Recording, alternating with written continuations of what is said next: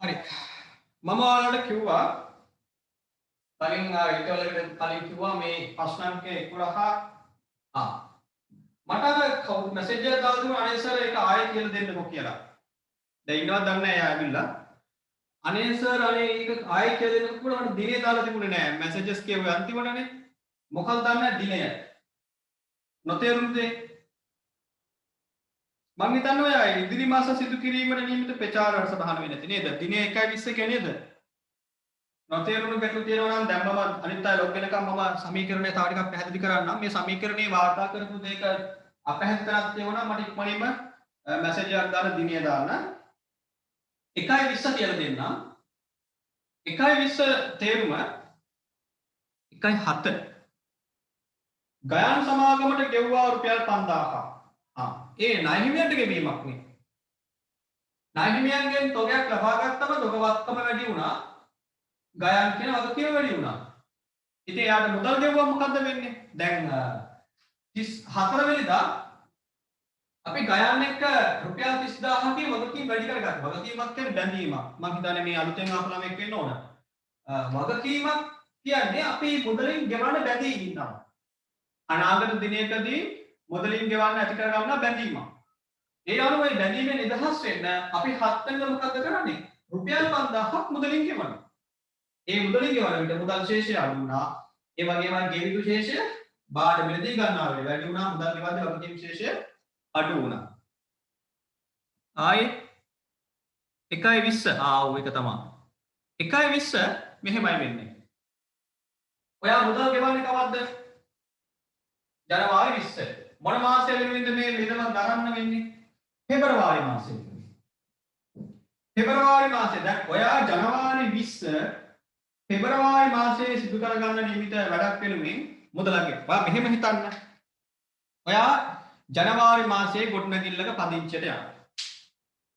එහෙම නැත්නම් අපි පත්‍ර දැමීමකින් ගමු.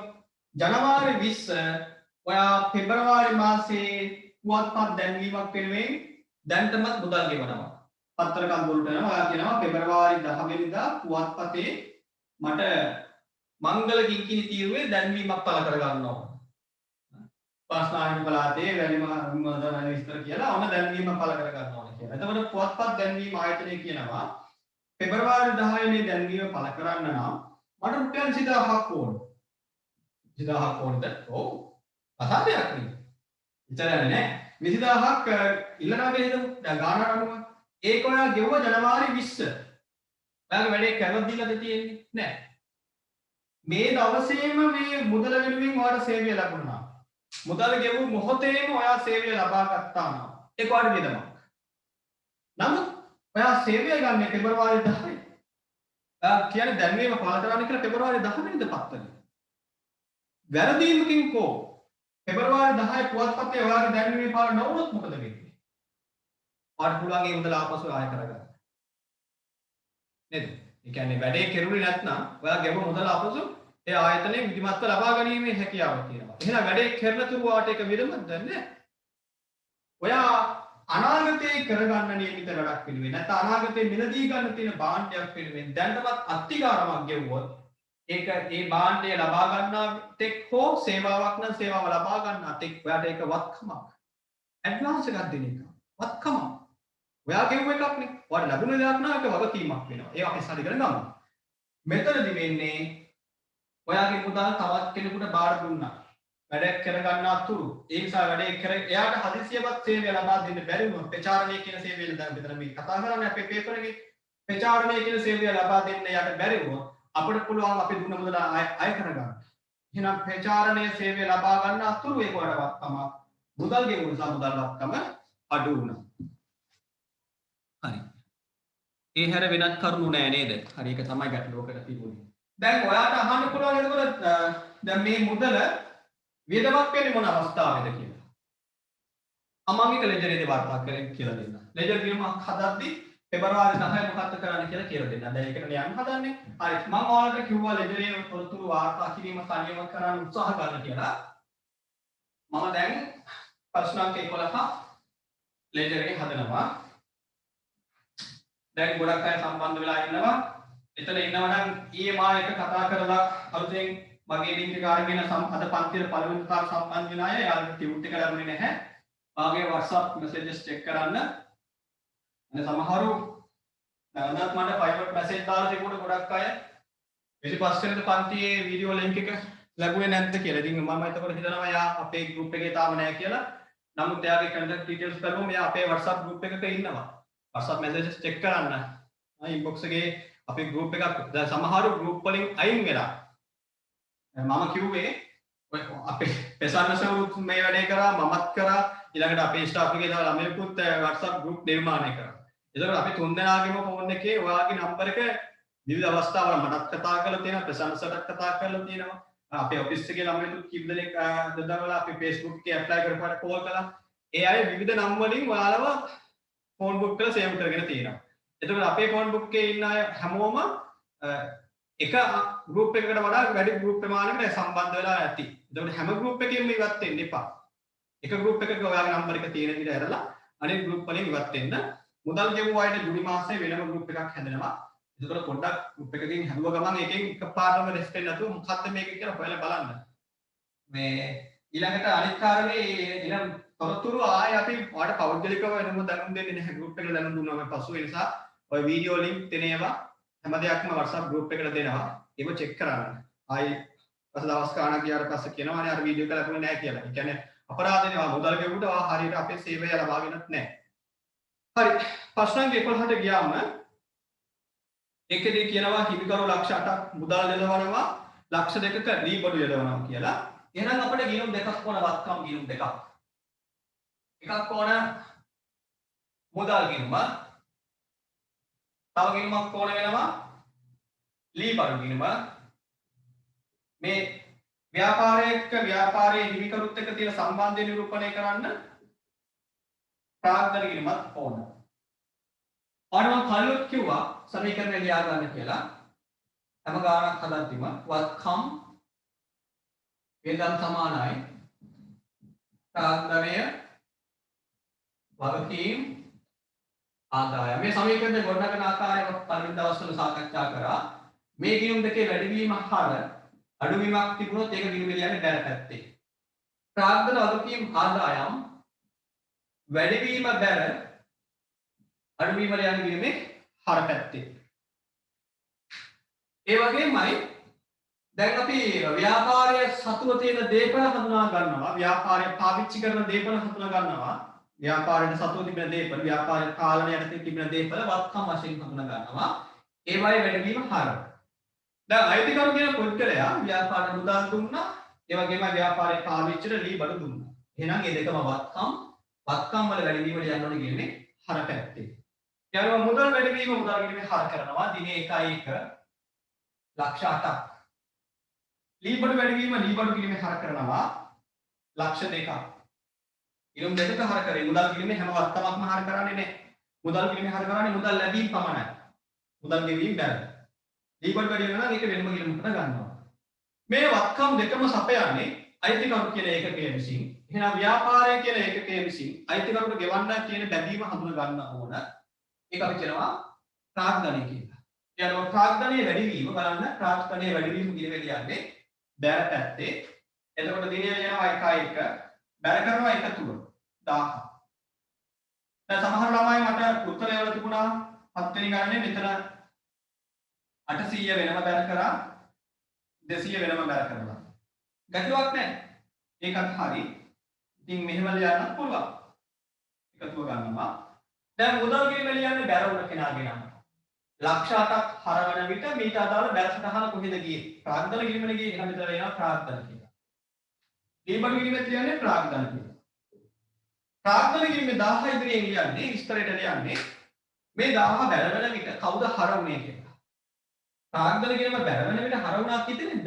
දෙන්නෙක්. එහෙනම් මේ දෙන්නගේම නම් දෙක ලියන්න ඕන. ඉතින් ලියනවා මුදල් ඇලේක ලී බඩු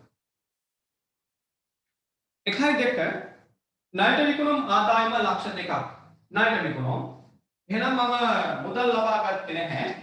මම ආරම්භ කරනවා ණයට විකුණුම් වාර්තා කරන ණය ගැති ගිණුම. ඒ වගේමයි විකුණුම් ගිණුම ආරම්භ කරනවා. අපි දන්නවා අපිට මුදල් ගෙවන්න කෙනෙක් පොරොන්දු වෙලා අපෙන් බාණ්ඩ මිලදී ගත්තොත් අපි ආව සලකනවා වෙළඳ නායකයෙක් වශයෙන්. මෙන්න ඒ ගිණුම. නායකයාගේ වැඩිවීම ලියන ගිණුම. මෙයා අපිට මුදල් ලැබෙන්න තියෙන කෙනෙක්. ඒක අපිට වත්කමක්. වත්කමක වැඩිවීම ගිණුමේ ලියන්නේ හර පැත්තේ. වත්කම වැඩිවීම හර. වියදම් වැඩිවීම හර. නායකයා කියන්නේ වත්කම වැඩිවීම හර කරන්න. ගිණුම ලියන්නේ 1.2. හර වෙන ප්‍රමාණය ලක්ෂ 2ක්. මේ වත්කම වැඩි වෙන්නේ ආදායමක් උපයා ගැනීම හරහා. නායකතිය බිහි වෙන්නේ ඇයි? අපි විකුණුම් යාට කරා. විකුණුම් කියන්නේ මොකද්ද? ආදායම වැඩිවීම ගිණුම කියන්නේ බැර පැත්තේ. යනවා විකුණුම් ගිණුම බැර කරන්න 6 දිනයට ලක්ෂ 2ක්. මෙතන එනවා හරුනේ කවුද කියලා නායකති ගිණුම එනවා බැර වෙන්නේ කවුද කියලා විකුණුම්. 1.4 රුපියල් 30000ක් වටනා තොගයක් ගයාන්ගෙන් ගන්නවා. ආරම්භ කරන්නේ ගැනුම් ගිණුම සහ ගයාන් සමාගමේ ගිණුම.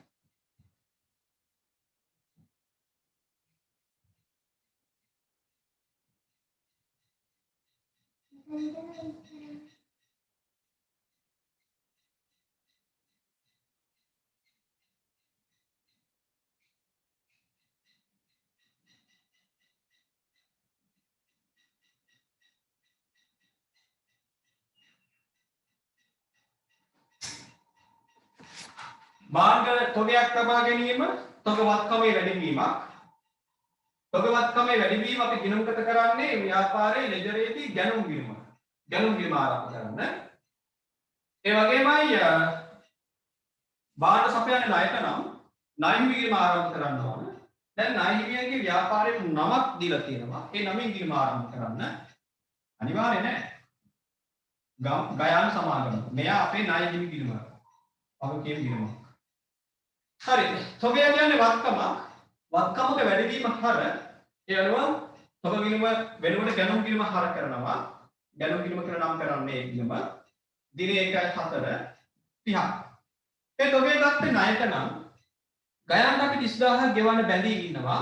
ඒ බැඳීම අපි වගකීමක් නිසා හඳුනා ගන්නවා ගිණුම් කරන්නේදී. වගකීමක වැඩිවීම ගිණුම කියන්නේ බැර පැත්තේ. යනවා ගයාන් බැර කරනවා 30ක්. මෙතන ලියනවා හර වෙන කෙනාගේ නම ගැනුම් ගිණුම ලියනවා ගයාන්. 1.5 ගයාන් සමාගමට හරවා යමු. ගයාන්ගෙන් බාණ්ඩ මිලදී ගත්තම මේ ආකාරයෙන් ගිණුම් ගත කළා. දැන් 30000ක තොගයකින් අපි 2000ක තොගයක් නැවත ගයාන්ට යවනවා. මොන හරි ගැටලුවක් නරක වෙලා විනාශ වෙලා මොන හරි ප්‍රශ්නයක් හේතුවෙන් මේ 30000ක තොගයෙන් 2000ක තොග අපි බාරගන්නේ නැහැ. රිටර්න් කරනවා. ඒක ගැනුම් වල අඩුවීමක් වශයෙන් ණයට ගැනුම් වල අඩුවීමක් ලෙස ලියන්න ඕනේ. එහෙනම් මේ ගිණුම් වල අඩුවීමක් ලියන්න ඕනේ. තොගවත්කම වැඩි වෙද්දි ගැනුම් ගිණුම හර කරා. තොගවත්කම අඩු වෙද්දි ගැනුම් ගිණුම මොකද වෙන්න ඕනේ? බැර වෙන්න ඕනේ. ණය හිමි කියන්නේ වගකීමක් කිව්වා. වගකීම් වැඩි වෙන විට බැර කරා. වගකීම් දැන් අඩු වෙනවා. වගකීම් අඩුවීම ගිණුමේ හර කරන්න ඕන. මෙන්න කරනවා නම් ඩබල් එන්ට් එක. මිලදී ගත්තම ගැනුම් හර කරා. ආපසු යවද්දි ගැනුම් බැර වෙන්න ඕන. මිලදී ගන්නා විට ගයාන්ගේ ගිණුම බැර වුණා. නැවත වගකීමේ නිදහස් වෙනකොට තොගය ලබා දුන්න කියන්නේ. අපි බාර ගන්න නැතුව තොගය ආයෙත් විකුණුම් කඩම තොගය බාර දුන්න කියන්නේ එයත් එක්ක 2000කින් අපි වගකීමේ නිදහස් වෙනවා. වගකීම ඇති වෙද්දි බැර නම් අඩු වෙද්දි හර වෙන්න ඕන. ඒ අනුව මම හර කරනවා දිනය කවද්ද 1.5 හර කරන ප්‍රමාණය රුපියල් 2000. වගකීම් අඩු වුණා ඒක හර. වගකීම් අඩුවීම හර. හැබැයි පුතේ තොගවත්කමේ ආපසු හරවා යැවීම මේ ගිණුමට බැර කරන්නේ නැහැ. හේතුව මම දවසක් පැහැදිලි කළා අපරණ වීඩියෝ වල අපි කතා කළා මොකද්ද? ගැනුම් ගිණුම, ප්‍රාග්ධන ගිණුම, විකුණුම් ගිණුම. මේ ගිණුම් තුනේ තොරතුරු අපි අවුරුද්ද අවසානයේ අරගෙන යනවා පහටද? අවසන් ගිණුම් වලට. ආදායම් ප්‍රකාශය හදද්දී ගැනුම් හා විකුණුම් ගිණුම ඕන වෙනවා. තත්ත්ව ප්‍රකාශය හදද්දී ප්‍රාග්ධන ගිණුම ඕන වෙනවා. මොකද මේ අවසන් ගිණුම් හදන්නේ අපේ ව්‍යාපාරය ගැන තොරතුරු ලබා ගන්නා පාර්ශවයන්ට ඇල්මැති පාර්ශවයන්ට තොරතුරු සපයන්න. ඒකනේ ගිණුම් කරන්නේ අරමුණ වෙන්නේ. ව්‍යාපාරයක් කෙරෙහි ඇල්මැති පාර්ශවයන්ට ආර්ථික තියෙන ගන්න තොරතුරු සැපීම. ඒ තොරතුරු සපයද්දී ඒ තොරතුරු ගුණාත්මකව ප්‍රමාණාත්මකව සපයන්න ඕන. එතෙන්දී අපි කොපමණ බාණ්ඩ අවුරුදු තුල මිලදී ගත්තද කොපමණ හරවා යවුද කියලා දැනගන්න ඕන. පුතේ මේ ගැනුම් ගිණීමේ හරවා යවුම් බැර කළොත් මොකද වෙන්නේ? ගැනුම් ගිණීම තුලනය කරනවා. ගැනුම් ගිණීම තුලනය කරාට පස්සේ ගැනුම් ගිණීමේ අවසාන ශේෂය තමයි අපි ආදාන ප්‍රකාශයට අරගෙන යන්නේ. එතකොට මේ ගැනුම් ගිණීමේ අවසාන ශේෂයෙන් වාට හොයා ගන්න පුළුවන්ද කෙනෙක්ට හොයා ගන්න පුළුවන්ද ආපසු යවු ප්‍රමාණය? බෑනේ. හරකලාගේට බැලකලාගේ බැලන්ස් කරලා හිලව් කරලා පාගේ ශේෂය ඊගේ ශේෂය ගත්තා මොකද්ද වෙන්නේ? ඉතිරි රාගයේ පමණයි පෙන්වන්නේ. ආපසු යවු ප්‍රමාණය හොයා ගන්න බෑ. අයිතිකරු ගත්ත ප්‍රමාණය ව්‍යාපාරයෙන් ප්‍රාග්ධන ගිණීමට හරකලොත් මොකද වෙන්නේ? ප්‍රාග්ධන ගිණීමේ අයිතිකරු සපයන දේවල් බැර කරනවා. ඒ වගේමයි අයිතිකරු ව්‍යාපාරයෙන් ගන්න දේවල් ගැනීම ප්‍රාග්ධන ගිණීමට හරකලොත් මොකද වෙන්නේ? අවසාන ශේෂයේ ප්‍රාග්ධන ගිණීමෙන් අරගෙන ඒක තත්ත්ව ප්‍රකාශන කරගෙන ගියාම තොරතුරු ගන්න අනිකුත් පාර්ශවයන්ට අයිතිකරු කොපමණ මුදල් ප්‍රමාණයක් අවුරුදු තුන ව්‍යාපාරයෙන් ඉල්ල හදලා ගත්තද කියලා හොයාගන්න බෑ. අන්න එතෙන්දි මොකද වෙන්නේ? ව්‍යාපාරය කෙරෙහි ඇල්මත් දක්වන අනිකුත් පාර්ශවයන්ට ව්‍යාපාරය ගැන නියම ස්වරූපය තේරුම් ගන්න බැරි වෙනවා. කොපමණ විකුණුම් කළාද? ඒ විකුණුම් වලින් කොපමණ රිටර්න් උනාද කියලා හොයනවා. ගුණාත්මක ව්‍යාපාරයක්, ගුණාත්මක සේවයක් සපයන ව්‍යාපාරයක් නම් ආපසු යොමු ප්‍රමාණය අඩු වෙන්න ඕන නේද? ඔයා විකුණන භාණ්ඩ ඊට පහුවෙනදා කස්ටමර්ස්ලා ආපසු ගෙනත් දෙනවා නම් හරවා එවනවා නම් ඒ කියන්නේ ඔයා විකුණන්නේ හොඳ ගුණාත්මක තත්ත්වයේ භාණ්ඩ හා සේවා නෙමෙයි. එතකොට අලුත් කස්ටමර් කෙනෙක් එනවා. මහා පරිමාණ භාණ්ඩ මිලදී ගැනීමක් කරන අලුත් කස්ටමර් කෙනෙක් එනවා. එයාට වග වෙන්න ඕන අපි විකුණන භාණ්ඩ රිටර්න් වෙන්නේ නැහැ කියලා. අපි විකුණන භාණ්ඩ වලින් ඉතින්ද අඩු percentage එකක් තමයි රිටර්න් වෙන්නේ කියලා අපි පෙන්වන්න ඕන. කොහොමද පෙන්වන්න ඕනේ? විකුණුම් පෙන්වන්නත් ඕන, ආපසු යොමු පෙන්වන්නත් ඕන. ඉතින් අපේ ලෙජරය පෙරලා පෙන්වන්නේ නැහැ නේද සාමාන්‍යයෙන්. අපි අලුත් කස්ටමර් කෙනෙක්ට අපි ගැන තොරතුරු දැනගන්න අපි දෙන්නේ මොකද්ද? අවසන් ගිණුම. එහෙනම් අවසන් ගිණුමේ විකුණුම් තියෙන්නත් ඕන වගේ මොකක්ද තියෙන්න ඕනේ? ආපසු යොමු පෙන්වලා තියෙන්නත් ඕන. අන්න. එහෙනම් ආපසු යොමු වෙනම තැනක තියන්න ඕන. ආපසු යොමු වෙනම තැනක තියන්න ඕන. අයිතිකම් ගන්න දේවල් ගැල්ලි වෙනම තැනක තියෙන්න ඕන. ඒ හේතුව මත ඒ සුන්දනාවේ අඩවි වෙනත් ගිණුම් වලට ගෙනියන්න. හරිනේ? එහෙනම් ඒකත් වර්ග හැද්ද ඇති කියලා මම හිතනවා. يعني ආපසු යවන ප්‍රමාණය ගැනුම් ගිණීමට බැර කරනවා වෙනුවට වත්කම් අඩුවීම බැර ගැනුම් අඩුවීම බැර වෙන්න ඕන. නමුත් යා බැර කරන්නේ නැහැ. අපි ඒ වෙනුවට බැර කරනවා කවුද? ආපසු යවුම් ගිණුම. ආපසු යවුම් ගිණුම. යා බැර කරන දිනේ 1.5 2000. මෙතන විස්තරෙන් එනවා හරෝ කෙනාගේ නම ගයාන් සමාගම. මෙතන ලියනවා ආපසු යවුම් කියලා. 1.7 ගයාන් සමාගමට ගෙව්වා රුපියල් 5000. මුදල් ගෙවනවා. නාහිමියට මුදල් ගෙවනවා. බැඳීමක් අඩු වෙනවා. වගකීම් අඩු වෙද්දී ඒ ගිණුම හර වෙනවා. එහෙනම් ගයාන්ගේ ගිණුම හර කරනවා දිනේ 1.7 ගෙවන ප්‍රමාණය 5. ගෙවුම් මුදලින් එහෙනම් මුදල් වත්කම අඩු වෙනවා. මුදල් වත්කමක් ඒක අඩු වෙනවා නම් ඒක ගිණුමේ ලියන්නේ බැර පැත්තේ යනවා දිනේ 1.7 මුදල් ගිණුමේ බැර කරගන්න 5000. මෙතන ලියන හරෝ කෙනාගේ නම ගයාන්. ගයාන් ගිණුමේ ලියනවා මුදල් කියලා. මම දැක්කා ඊයේ මායිත් කතා කරපු කිප දෙනෙක්ම දැන් තමයි ලොග් වෙලා ඉන්නවා. එයාලට මේ ඩබල් ඇටි ගොඩනැගීම තවම හොඳට පැහැදිලි නැහැ කියලා මම දන්නවා.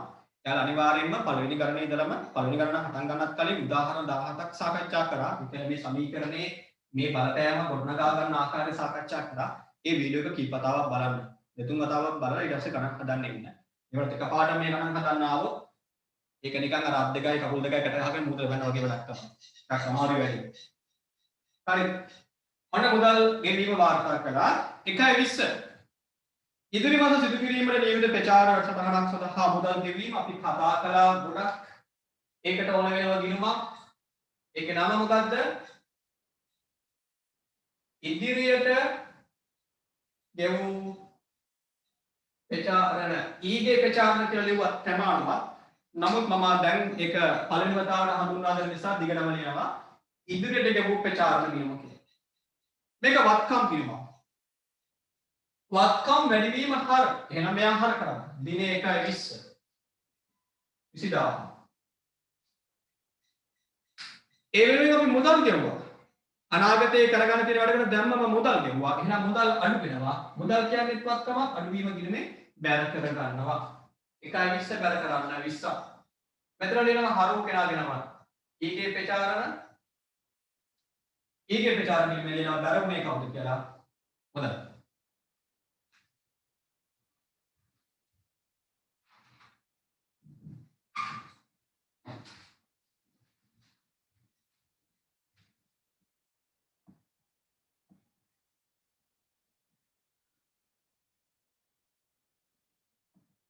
ආපසු යැවීම අයිති වෙන්නේ මොන මූලික අංගයකටද කියලා අහනවා. ආදායම්ද වියදම්ද?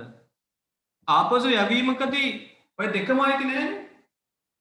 බාහිර මිලදී ගැනීමෙන් ඒක මිලමක් වෙන්නේ නෑනේ නේද? බාහිර මිලදී ගැනීම කියන්නේ මොකද දෙස බලපෑම. බාහිර මිලදී ගන්නා විට තොගවත්කම වැඩි වෙනවා. ණයගත් නිසා වගකීම් වැඩි වෙනවා. හරවා යැවීමකදී මොකද වෙන්නේ? තොගවත්කමේ අඩුවීම හා ණය වගකීමේ අඩුවීම. බාහිර මිලදී ගැනීම මිලමක් කියලා අපි උගන්වනවා සාමාන්‍ය පෙළ පන්තියේදී. ඒක දැන් මෙතන පාලම් කරගන්න එපා. අපි බාහිර මිලදී ගන්නන්න තොගේ අඩු වැඩි වුණා නම් ආපසු යවාදී තොගවත්කම අඩු වුණා. වත්කම අඩුවීම බැර කියන සංකල්පේ ආපසු යවුම් බැර කරනවා.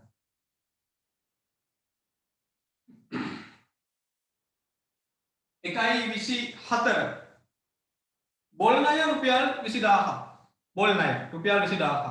ඒක ඔයාලට දන්න දෙයක්. බොල් ණය කියන්නේ වියදම ආරම්භ කරනවා වියදම් ගිණුම. බොල් ණය ගිණුම. වියදමක් වැඩිවීම හර නේද? වියදම් වැඩිවීම හර. 1.24 හර කරන්න රුපියල් 20000. ඒක බොල් ණය බවට පත් වෙන්නේ ණය ගැතියෙක්. sorry 22 ගන්න දෙමුනේ. හරි හරි 22 මම හදන්නම්. බොල් ණයත් මම දැන් ෆුල් කරප් එකේ හදලා පෙන්නන්නම්. ගැනුම් එව්වේ නෑ. ඒක ලියන්නම්. ඉන්න. බොල් ණය කපා හැරීම මම මුලින්ම කරා. බොල් ණය වියදමක් ඒක වියදම් වැඩිවීම හර කියලා සංකල්පයෙන් හර කරා. ඒක කපා හරින ණය ගැතියන්ගෙන් ණය ගැතියෝ කියන්නේ වත්කමක්. බොල් ණය කපා හැරීමකදී වෙන්නේ ණය ගැති ශේෂය අඩු කිරීමක්.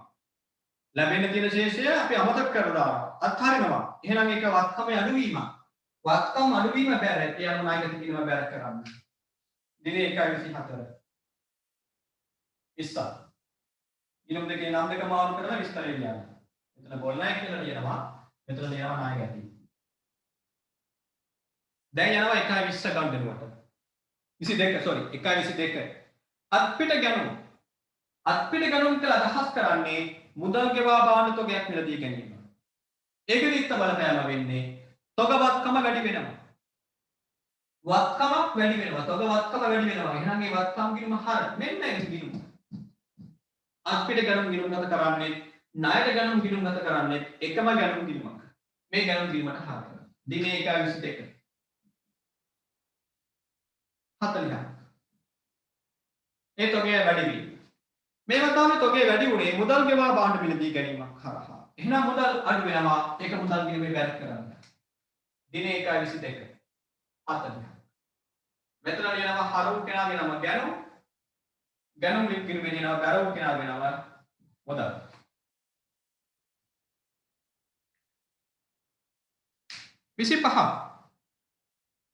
ලක්ෂ 4ක් වටිනා මෝටර රථයක් ලබා ගත්තා. ඒක තේරෙම ලක්ෂ 4ක මෝටර රථයක් මුදල් ගෙවා ලබා ගැනීම. අපිට මෝටර රථ ගිණුමක් ආරම්භ කරන්න ඕනේ දැන්. කලින් ආරම්භ කරලා නැහැ. ආරම්භ කරනවා මෝටර රථ ගිණුම. ඒක වත්කම් ගිණුමක්. දැන් අහන්න එපා ඒක ගැනුම් ගිණුමට දාන්න බැරිද කියලා. බැ. ගැනුම් ගිණුමේ කියන්නේ මොනවද? නැවත අපි විසින් විකිණීමේ අරමුණේ මිලදී ගන්නා දේ. දැන් ඔයාලා හිතන්න පුළුවන් නිසා මෝටර රථයක් වුණත් ඉතින් නැවත විකිණීමේ අරමුණේ මිලදී ගන්න අපි. නේද? ඉතින් සදාකාල ඔයා මගේ කියන වාහන ගන්නේ නෑනේ. වාහනයක් ඉතින් කවදක හරි විකුණනවා. හැබැයි විකුණන්නේ අද හෙටද? නෑ. ඒකද අපේ ප්‍රධාන ව්‍යාපාර කටයුත්ත නෑ. වෙන මොනවා හරි භාණ්ඩ සේවා සැපයීම ප්‍රධාන ව්‍යාපාර කටයුත්ත. ව්‍යාපාරයේ පාවිච්චි කරලා අවුරුද්දකට වඩා වැඩි කාලයක් පාවිච්චි කරලා වර්ෂයකට වඩා වැඩි කාලයක් පාවිච්චි කරලා අනාගතයේදී විකිණීම තමයි මේ මෝටර රථය ලබා ගැනීමේ අරමුණ. හැබැයි අවුරුද්දකට වඩා වැඩි කාලයක් තුල පාවිච්චි කරනවා. මුල්ම අරමුණ වෙන්නේ ව්‍යාපාරයේ පාවිච්චිට ලබා ගැනීම. එවැනි දේ අපි කියනවා ජංගමන වල වත්කම් කියලා. එවැනි වත්කම් අපි වෙනම හඳුනා ගන්නවා. ගැනුම් ගිණුමට ගියේ නැහැ. යනවා මෝටර රථ කියන්නේ වත්කමක් කෙසේ වුණත් වත්කමක වැඩි වීම ගිණුම කියන්නේ හරකටද. යනවා හර කරනවා 1.25 ලක්ෂ 4ක් මේක ගත්තේ මුදල් ගෙවන්න. එහෙනම් මුදල් ශේෂය අඩු වෙනවා. මුදල් ගිණුම බැල කරන්න. මොකද මුදල් කියන්නේ වත්කම. වත්කම අඩු වීම ගිණුම ලියන්න ඕනේ බැර පැත්තෙන්. ලක්ෂ 4. මෙතන ලියනවා හරුම් කෙනාගේ නම. මෝටර් රථ මෝටර් ගිණුම ලියනවා බැලුම් කෙනාගේ නම මුදල්. 31 ජනවාරි මාසය සඳහා අදාළ ගොඩනැගිලි කුලී වියදම රුපියල් 15000ක් වුවද පෙබරවාරි 10 තෙක් අදාළ ගෙවීම් සිදු නොවේ. මම සමීකරණය හදද්දිත් එක සාකච්ඡා කරා. ආයතනය ජනවාරි මාසයේ පවත්වාගෙන යාම වෙනුවෙන් ගොඩනැගිල්ලේ කුලිය ගෙවුවත් නොගෙවුවත් හඳුනා ගන්නවා උපචිත පදනම අනුව. යාළුවා ගෙවුවත් නොගෙවුවත් වියදම ගිණුම්ගත කරන්න ඕන. ඒකට ඔයාලා උත්තර ගන්න ඕන.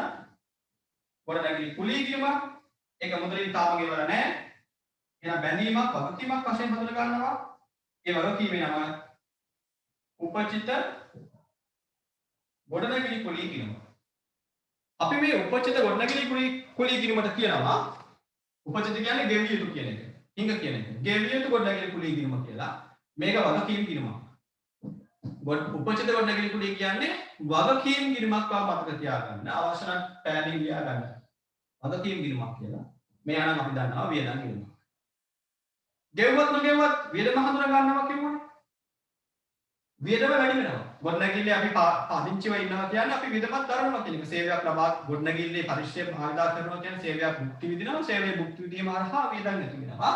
වියදම් ඇති වෙනවා නම් වියදම් වැඩි වෙනවා නම් වියදම් ගිණුම එක කියන්නේ හර පැත්තේ. එහෙනම් වියදම් ගිණුම හර කරන්න. දිනේ 1.31 හර කරන ප්‍රමාණය රුපියල් 15000. ඔව්. ඒක ගෙවල නැහැ. එහෙනම් මුදල් අඩු වෙන්නේ නැහැ. ගෙවන්න තියෙනවා කියලා බැඳීමක් ඇති වෙනවා. ඒ බැඳීම අපි ගිණුම් කරන්නේදී වගකීමක් ලෙස හඳුනා ගන්නවා. වගකීම් ගිණුමක වැඩිවීම. වගකීම් වැඩිවීම ගිණුම කියන්නේ බැර පැත්තේ. එහෙනම් බැර කරන්න. දින 1.31 15000. මෙතන දෙනවා බැරව කියලාගෙන නම උපිෂ්ඨ ගොඩනැගිලි කුලී ගිණුම කියනවා හරවනේ උපිෂ්ඨ ගොඩනැගිලි කුලී ගිණුම කියනවා හරවනේ කවුද කියලා ගොඩනැගිලි කුලී ගිණුම් තුලනය කිරීම මම කලින් දවසේ කියලා දුන්න නිසා මම ආයි මේක ගණන තුලනය කරගෙන නැහැ. ඔයා මේ ගණන අවසානයේ රූල් 12ක් ඉඳ තියාගන්න. විතරයි රූල් 12ක් නේ රූල් 15ක් විතර ඉඳ තියාගන්න. ඉඳ තියලා පන්ති අවසාන වුණායින් පස්ව මේ ගිණුම තුලනය කරලා ශේෂ්ඨ හදාන්න. ශේෂ්ඨ එකතුව සමාන වෙයි. හරි අපි ඉක්මනින් යමු ප්‍රශ්න අංක 12ට. අඩුපාඩු හදා ගන්න පොඩි වෙලාවක් දෙන්නම්. ඒක අනිත් අය ප්‍රශ්න අංක 12ට යතර යන්න.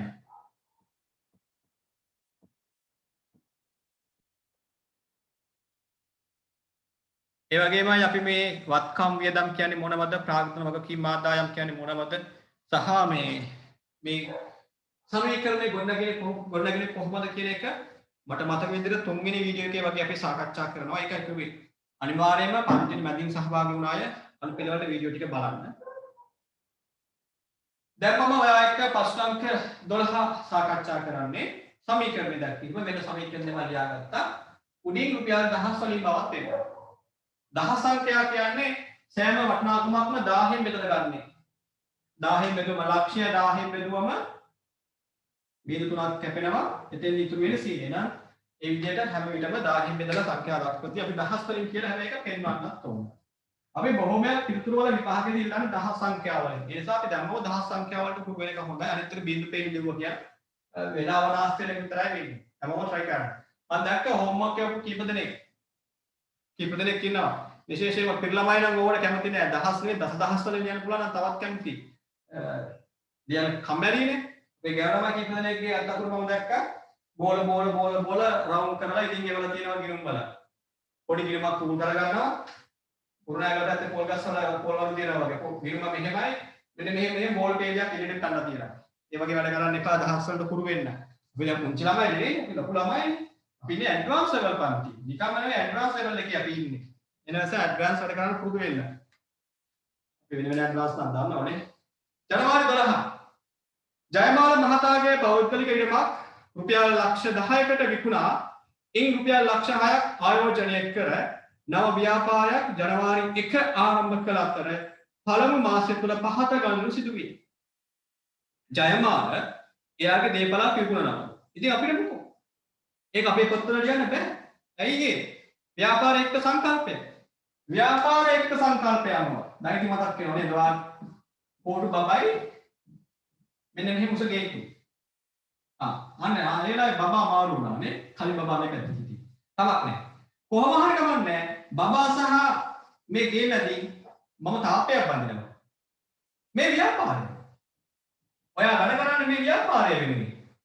ඔයා මේ තොරතුරු වාර්තා කිරීම දැන් ළමෙක් මගෙන් අහුවා අර ගිණුම් සමීකරණයේ ලාභයට සිදුවන බලපෑම හිතන්න ඕනේ හිමිකරු පැත්තෙන්ද කියලා. හිමිකරු පැත්තෙන් මොනවත් හිතන්නේ නැහැ. හිමිකරු පැත්තේ මොනවත් හිතන්නට අයිතියක් නැහැ. එකවුන්ටර් කෙනෙක් විදියට.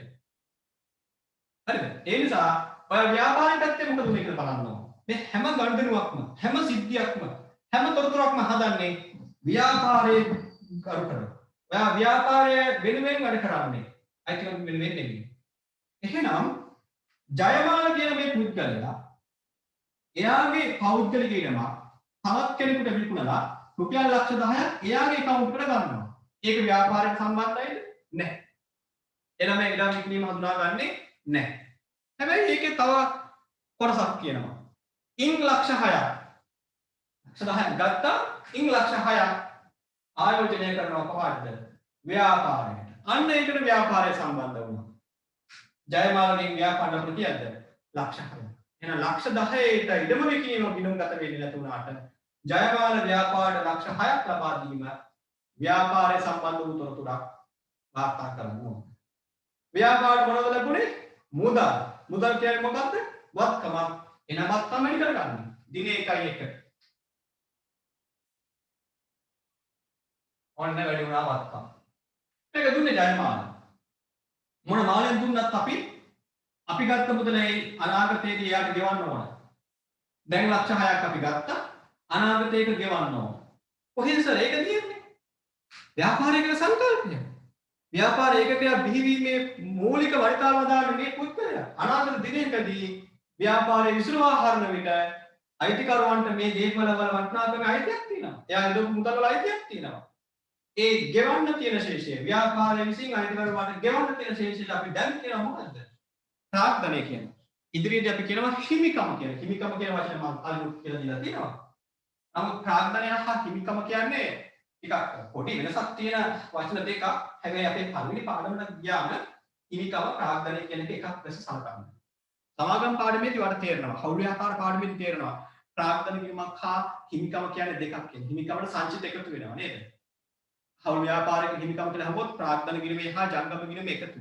මේවා තාම හැමෝටම මම කියලා දීලා නෑනේ. සෙකන්ඩ් ෂයි කරන අයට විතරයි මේක ගිනුම් ගැන අවබෝධයක් තියෙන්නේ. ඒ නිසා දැනට ඔයා ප්‍රාග්ධනයේ හිමිකම වශයෙන් සලකන්න.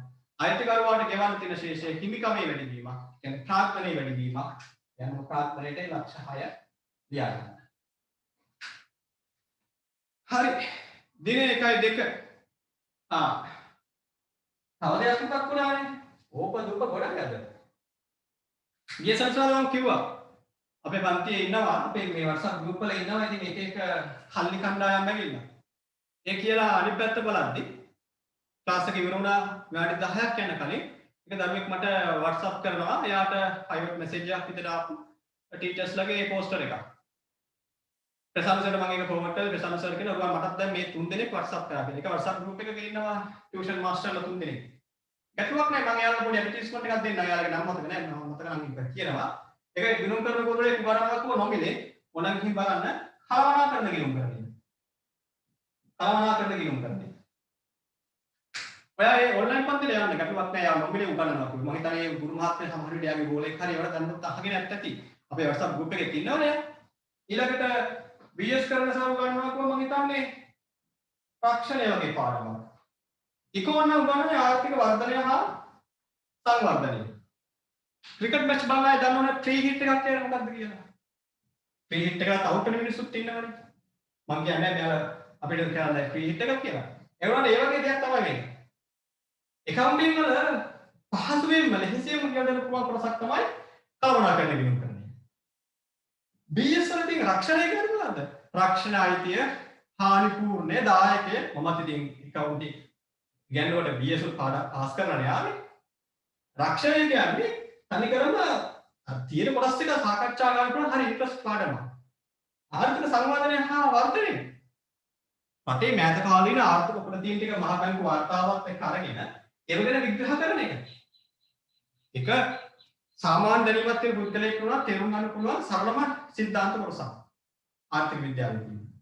ඉතින් ලෙහෙසිම සබ්ජෙක්ට් තුනේ ලෙහෙසිම පාඩම් තුනක් අරගෙන නොමිලේ උගන්වනවා. ගිහින් බලන්න. මම මේ ටියුටර් එකෙන් පස්සේ මමත් යාළුවට අභියෝගයක් විදිහට කළමනාකරන ගිණුම් කරන කොටසේම පටන් ගන්නවා. ඔයාලා දන්නවද සමහර මෙතන ඉන්නවා අපේ පරණ ගෲප් එකෙන් අලුත් ගෲප් එකට මාරු වුණ අය.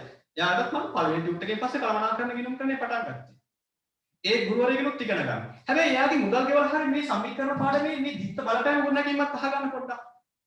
නැත්තම් ඒ සර් ඔයාලට දැන් කන්ටැක්ට් වෙලා ඇති එක ගෲප් එකකට තමයි පෝස්ට් එක කරලා නැත්තේ. ඒ ගුරුවරයාට කතා කරලා කියන්න සර් දිත්ත බලපෑම ගොඩනැගීමත් පොඩ්ඩක් පැහැදිලි කරන්න කියලා. දවස් දෙකක් අරගෙන ෆ්‍රී සෙමිනාර් එකක් දාලා. දැන් මගෙන් ඉගෙනගෙන එතන ගියාට පස්සේ නම් ඉතින් මේකේ වෙනස හොයාගන්න බැරි වෙන්න පුළුවන්. වල්කීමෙන් කියනවා. ඔයා මීට පෙර කොමර්ස් නොකරලා ඇවිල්ලා දිත්ත බලපෑම ගොඩනැගීම අවබෝධ කරගත්තද? ඔයාගේ වගේ දැනුමක් තියෙන කෙනෙක් අර නොමිලේ පැවැත්වෙන සම්මානයට යනවා. ඒකට නෙමෙයි. මේ වගේ පාඩමකට යවන්න ඕන. ඔයා වගේම මීට පෙර O level වලට කොමර්ස් නොකර මීට පෙර උසස් පෙළ ගිණුම් කරන්නේ හදාරන්න නැති කෙනෙක් අර ගුරු මහත්මයා ළඟට යවන දවස් දෙකක් ඉගෙන ගන්න කියලා දිත්ත බලපෑම ගොඩනැගීම. ඊළඟට එයා සහ ඔයා එකතු වෙලා එක ප්‍රශ්නයක් හදන්න. ඔයාගේ මට්ටමට යක් ඉගෙන ගත්තාන් පස්සේ එක ප්‍රශ්නයක් හදන්න. බය නැතුව කියනවා ඔයා ඉස්සරහින් ඉන්නවා. මම බය නැහැ. ප්‍රසිද්ධම ගුරුවරු ඕනතරම් රටේ නමක් හදාගත්ත ගුරුවරු ඉන්නවා. අපි යාළුවට අභියෝගිකුත් නෙවෙයි යාළුවා අපිට අභියෝගිකුත් නෙවෙයි. මට උගන්වපු ගුරුතුමා තාමත් මාතර ප්‍රින්ස් කොලෙජ් එකේ උගන්වනවා. අමශ්‍රී පල්හක්කාර මහත්මයා. මගේ අපි දකුණු පළාතේ එකවුන්ටින් බහුතරයක් ගෙනගත් එතුමගේ. එතුමට මම අභියෝගයක් නෙවෙයි. එතුමා ඉදිරියේ මම පුංචි මිනිහෙක් තමයි. මොකද එතුමා අරද ගුරුවරයෙක්. මට එතුමා අභියෝගිකුත් නෙවෙයි. මොකද මම එතුමගෙන් විෂය කරුණු ඉගෙන ගත්තා. මමත් එතුම ගියා විශ්වවිද්‍යාලයටම තේරීපත් වුණා. ඒ මහත්මිය ඉගෙන ගත්ත උපාධියකට වඩා ඉහළ උපාධිය ගිණුම් කරන උපාධිය මම හදාරුවා. මම හිතන උපාධිය බාල්දු කරනවා නේ. නමුත් පලිහක්කාසර් මම ධර්මතර විද්‍යාවේ රාජ්‍ය පරිපාලන උපාධිය. මට තියෙන්නේ ගිණුම් කරන විශේෂ වේදී උපාධිය. ජපුර කැම්පස් එකේ. එහෙම වුණාම මට දැන් ඉගැන්වීමේ හැකියාව තියෙනවා. මම සර්ට අභියෝග කරන්නේත් නැහැ. සර්ට කොහොමද මාව අභියෝගයක් වෙන්නෙත් නැහැ. ඒ වගේමයි මම කියනවා හැබැයි ඔය කල්පනාකරන ගිණුම් කරන නොමිලව ගන්නම් කියලා අපේ ගෝලයන්ට විදි කුකු දාන්නකෝ අයට. යාලට නම් අනිවාර්යයෙන්ම මම අභියෝගයක් වෙනවා ඇති. හැබැයි යාල මට අභියෝගයක් නෙමෙයි. ඒ නිසා මම බය නැතුව කියනවා. ඒකේ තුට්ටු දෙකේ වැඩ කරන්න එපා. දාන්නකෝ Facebook chat එක. තමයි බදව ගන්නවා කියලා. පටන් ගන්නකො මේ වගේ පාඩමකින්. මේ වගේ පාඩමකින් පටන් ගන්න. පටන් ගන්න තමන්ගේ හැකියාව පෙන්වන්න. අපිට වඩා දක්ෂ උගන්වන්න පුළුවන් නම් ගැටලුවක් නැහැ. පුතේ ගිහිල්ලා පන්ති ඉගෙන ගන්න. ඔයාලට ගිණුම් කරන ඉගෙන ගන්න තියෙන එකම ගුරුවරයා මම නෙමෙයි. ඔයාලට ඉකෝන් BS ඉගෙන ගන්න තියෙන එකම ගුරුවරයා ප්‍රසන්න ඒක නායක සර් නෙමෙයි. ඔයාලා රටේ විවිධ ඕනතරම් ප්‍රසිද්ධ ගුරුවරු ඉන්නවනේ. ඒ ගුරුවරු ළඟට නොගිහින් අපි ළඟට ආවේ මොන හරි දෙයක් කරගන්නනේ. ඊටත් වඩා වැඩි දෙයක් තවත් කෙනෙක්ගෙන් ගන්න පුළුවන් නම් ඔයාලා යනවා. අපේ ඇඩ් එක තියෙන්නේ Facebook එකේ තවත් කෙනෙක් Facebook එකේ ඇඩ් එකක් දැම්ම ඔයාලට පුළුවන් මේ පන්තියට ගිහින් බලන්න. සංසන්දනය කරලා බලන්න. මම එහෙම කියන්නේ අපිට අපේ විෂය ගැන අවබෝධයක් තියෙනවා. අපි මේ කියලා දෙන විෂය කරුණු ගැන අවබෝධයක් තියෙනවා. තවමත් ඉන්නවා. අර වගේ කණ්ඩායම් දෙකක් ඉන්නවා. අසහනකාරයෝ අදත් ඔයාලට හායි හුයි ගන්න මැසේජ් දාන්න බලාගෙන ඉන්න කණ්ඩායමක් ඉන්නවා. සහ අපේ ළමයි කෙනෙක් දෙන්නෙක් හරි යාළුවගේ WhatsApp group එකට එකතු කරගෙන ඔන්ලයින් පන්තියක් කරලා කීයක් හරි හොයාගන්න පුළුවන් අවශ්‍යතාවයක් ඇති. මේ ටියුට් එකත් එයාලා අරගෙන ගත්තා. ගන්න කරුණාකරලා ළම තියෙනවා ඒක ටිපෙස් කරන්න print out අරගෙන ආයි ෆොටෝපියක් ගහන මේ ටියුට් එකම ගන්නන්න. මම කියන්නේ නෑ මගේ ටියුට් පාවිච්චි කරනවා කියලා. නම කියන්නේ නෑ. හැබැයි තනම් එහෙම කියනවා. ප්‍රසිද්ධ කාන්තා පාසලක ගිණුම් කරන ගුරුවරයෙක් මගේ ටියුට් අරගෙන ඉස්කෝලේ ගියනවා. එතුම හැම පිටුවකම ටිපෙස් කරලා අන්තිම පිටුවේ කරුමෙට චූටියට තිබුණ වෙන තැනක අර මගේ මෙන්න මෙතන තිබුණා. අන්තිම පිටුව අරන් මම ඔයාලගේ ඩිලීට් කරා. මගේ මේ ටියුට් එකේ තිබුණා මෙන්න මෙතන මගේ ડોකියුමන්ට් ලින්ක් එක. ඒක එතුමට ටිපෙස් කරන්න මතක වුණා. අනිත් හැම පිටුවේම රුවන් කුමාරනායක ටිපෙස් කරලා අන්තිම පිටුවේ ඒක අමතක කරා. ඒකේ තියෙනවා මගේ නම. ප්‍රසිද්ධ අගනුවර ප්‍රසිද්ධ කාන්තා පාසලක කොළඹ ප්‍රදේශයේ නමක් තියාගත්ත එක්තරා ගුරු මහත්මිය. වයසින් වැඩි කුරු මහත්මිය. ගැටලුවක් නැහැ. ප්‍රශ්නයක් කරගත්තේ නෑ මම මේක. ඒ නිසා කොපි කරන අයට මම කියන්නේ. කොපි කරන්න එපා. අනුගමනය කරන්න, දක්ෂතාවය පෙන්වන්න උගන්වන්න. හැබැයි අර ඉතින් අර ලෙහිසිම පාඩම ට්‍රේනින් තියලා ගහන්න පටන් ගන්න එපා. යෝකරකට දාලා බලන්න මේ වගේ. මේ යෝකරකට ඔයාලා සූදානම් කරපු බැට්ස්මන් හරියට මුහුණ දෙනවා නම් තමයි අනියම පිටිකරුවෙක්. ඒ වගේ තමයි ඔයා වෙන්න ඕන. දක්ෂ ගුරුවරයෙක් වෙන්න නම් වගේ අමාරු පාඩමකින් පටන් ගන්න.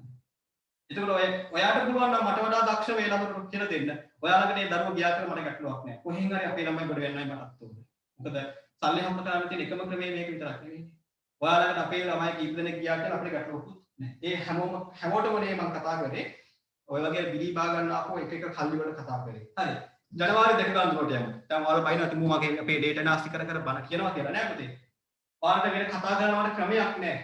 අර වගේ බූරුවට කරාදී උන්ට මම පෞද්ගලිකව කතා කරන බයින කෙනෙකුත් නෙවෙයි. ප්‍රසිද්ධිය බයිනවා මූණටම බයිනවා. හැබැයි අර වගේ දැන් මගේ වයිෆ්ට කතා කරා කියලා දෙන්නෙක්ට දෙන්නකින් එක්කෙනාට මම තාම එක මැසේජ් එකක්වත් දාලා නැහැ. එක්කෙනෙකුට කෝල් එකක්වත් දීලා නැහැ. අනිත් එක්කෙනා අනවශ්‍ය කුණුහරුප ටිකක් කියගෙන නම් තමයි උන්ටත් මම ඒ භාෂාවෙන් උත්තර දුන්නේ. මොකද මගේ කටේ තිය වගේ කටේ පයින්නන වචන. ඒ නිසා එහෙම නැතුව පෞද්ගලිකව ඔයාලා මැසේජස් දැම්ම කියලා අපි අවශ්‍ය තැනට අවශ්‍ය ප්‍රතිචාරය දක්වනවා. මේ වගේ ප්‍රසිද්ධියේ නිකන් චීත්ත කැලේ වගේ වැඩ කරන්න යන්නේ නැහැ. ඔයාලට ගේම් එක ගහ ඔයාලට ළමයි අනේ අපේ ළමයි ගන්න එපා කියලා ඩා වැටෙන්නේ යන්නේ නැහැ. මොකද අපි බය නැහැ අපේ විෂය උගන්වන්න. අපිට කන්ෆිඩන්ස් තියෙනවා. ආන්වේ ජොබ් එකක් දාලා මෙතෙන්ට ආවේ අපිට මේක හරියට කරන්න පුළුවන් කියලා ආත්ම විශ්වාසයක් තියෙන නිසා. right. ජනවාරි 2 ණයට විකුණු ආදන්නවා. ණයකදී වත්කම වැඩි වෙනවා. ණයකදී වත්කම වැඩි වෙනවා 150කින්. ඒ වගේමයි දෙවෙනි බලපෑම ආදායම වැඩි වෙනවා. අපිට මම කියනවා උපලබ්ධ සංකල්පය අනුව. උපලබ්ධ සංකල්පය අනුව මුදල් ලැබුණ නැතත් ආදායම වැඩි වෙනවා. අපි කලින් සමීකරණ වල ආදායම ප්‍රාර්ථන දෙක එකතු කළා. නමුත් මේ වතාවේ ආදායම කිව්වක් තිබෙන ආදායම වලට එකතු වීමක් වශයෙන් දක්වනවා. 1.5 ණයට ගනු. 1.5 ණයට ගනු රුපියල් 60000. තොගවත්කම වැඩි වුණා. දෙවැනි එක ණයට ගත්තේ. තොගේ ගත්තේ ණයට නම් ඒ සැපයුම් කොට මුදල් ගෙවන්න අපි බැඳී ඉන්නවා. ඒ බැඳීමට කියනවා වගකීමක් කියලා. එනවා වගකීමක් වැඩි වුණා 60කින්. 1.7 ව්‍යාපාරයේ ප්‍රයෝජනයේ රුපියල් 80000ක් වටිනා ලීබඩු උපකරණ මිලදී ගැනීම. අන්න එතන පැහැදිලිවම සිංහලෙන්ම කියනවා ව්‍යාපාරයේ ප්‍රයෝජනයට ලීබඩු ගන්නවා මුදල් ගෙවා මිලදී ගන්න. එහෙනම් මුදල් ගෙවා පොදේ ආවේ කොහොමද මිලදී ගැනීමක් කියලා කිව්ව නිසා නෙමෙයි. මිලදී ගැනීමක් කියව එකේ තේරුම මිලකට ලබා ගැනීම කියන එක. මේකේ ආයතනයක හෝ පුද්ගලයෙකුගේ නමක් නැහැ. ලීබඩු සපයන පුද්ගලයෙකුගේ නමක් නැහැ. ආයතනයක නමක් නැහැ. ඒ වගේම ණයට කියලාත් නැහැ. එහෙනම් මේක මුදල් ගෙවා මිලදී ගැනීමක් වශයෙන් සලකන්න ඕන. ඊළඟ එක 7 ලීබඩු උපකරණ කියලා වත්කම වැඩි වුණා. මුදල් වත්කම අඩු වුණා. ලීබඩු ලබා ගැනීම වියදමක්ද? නැහැ. වියදමක වර්ග දෙකක් තියෙනවා.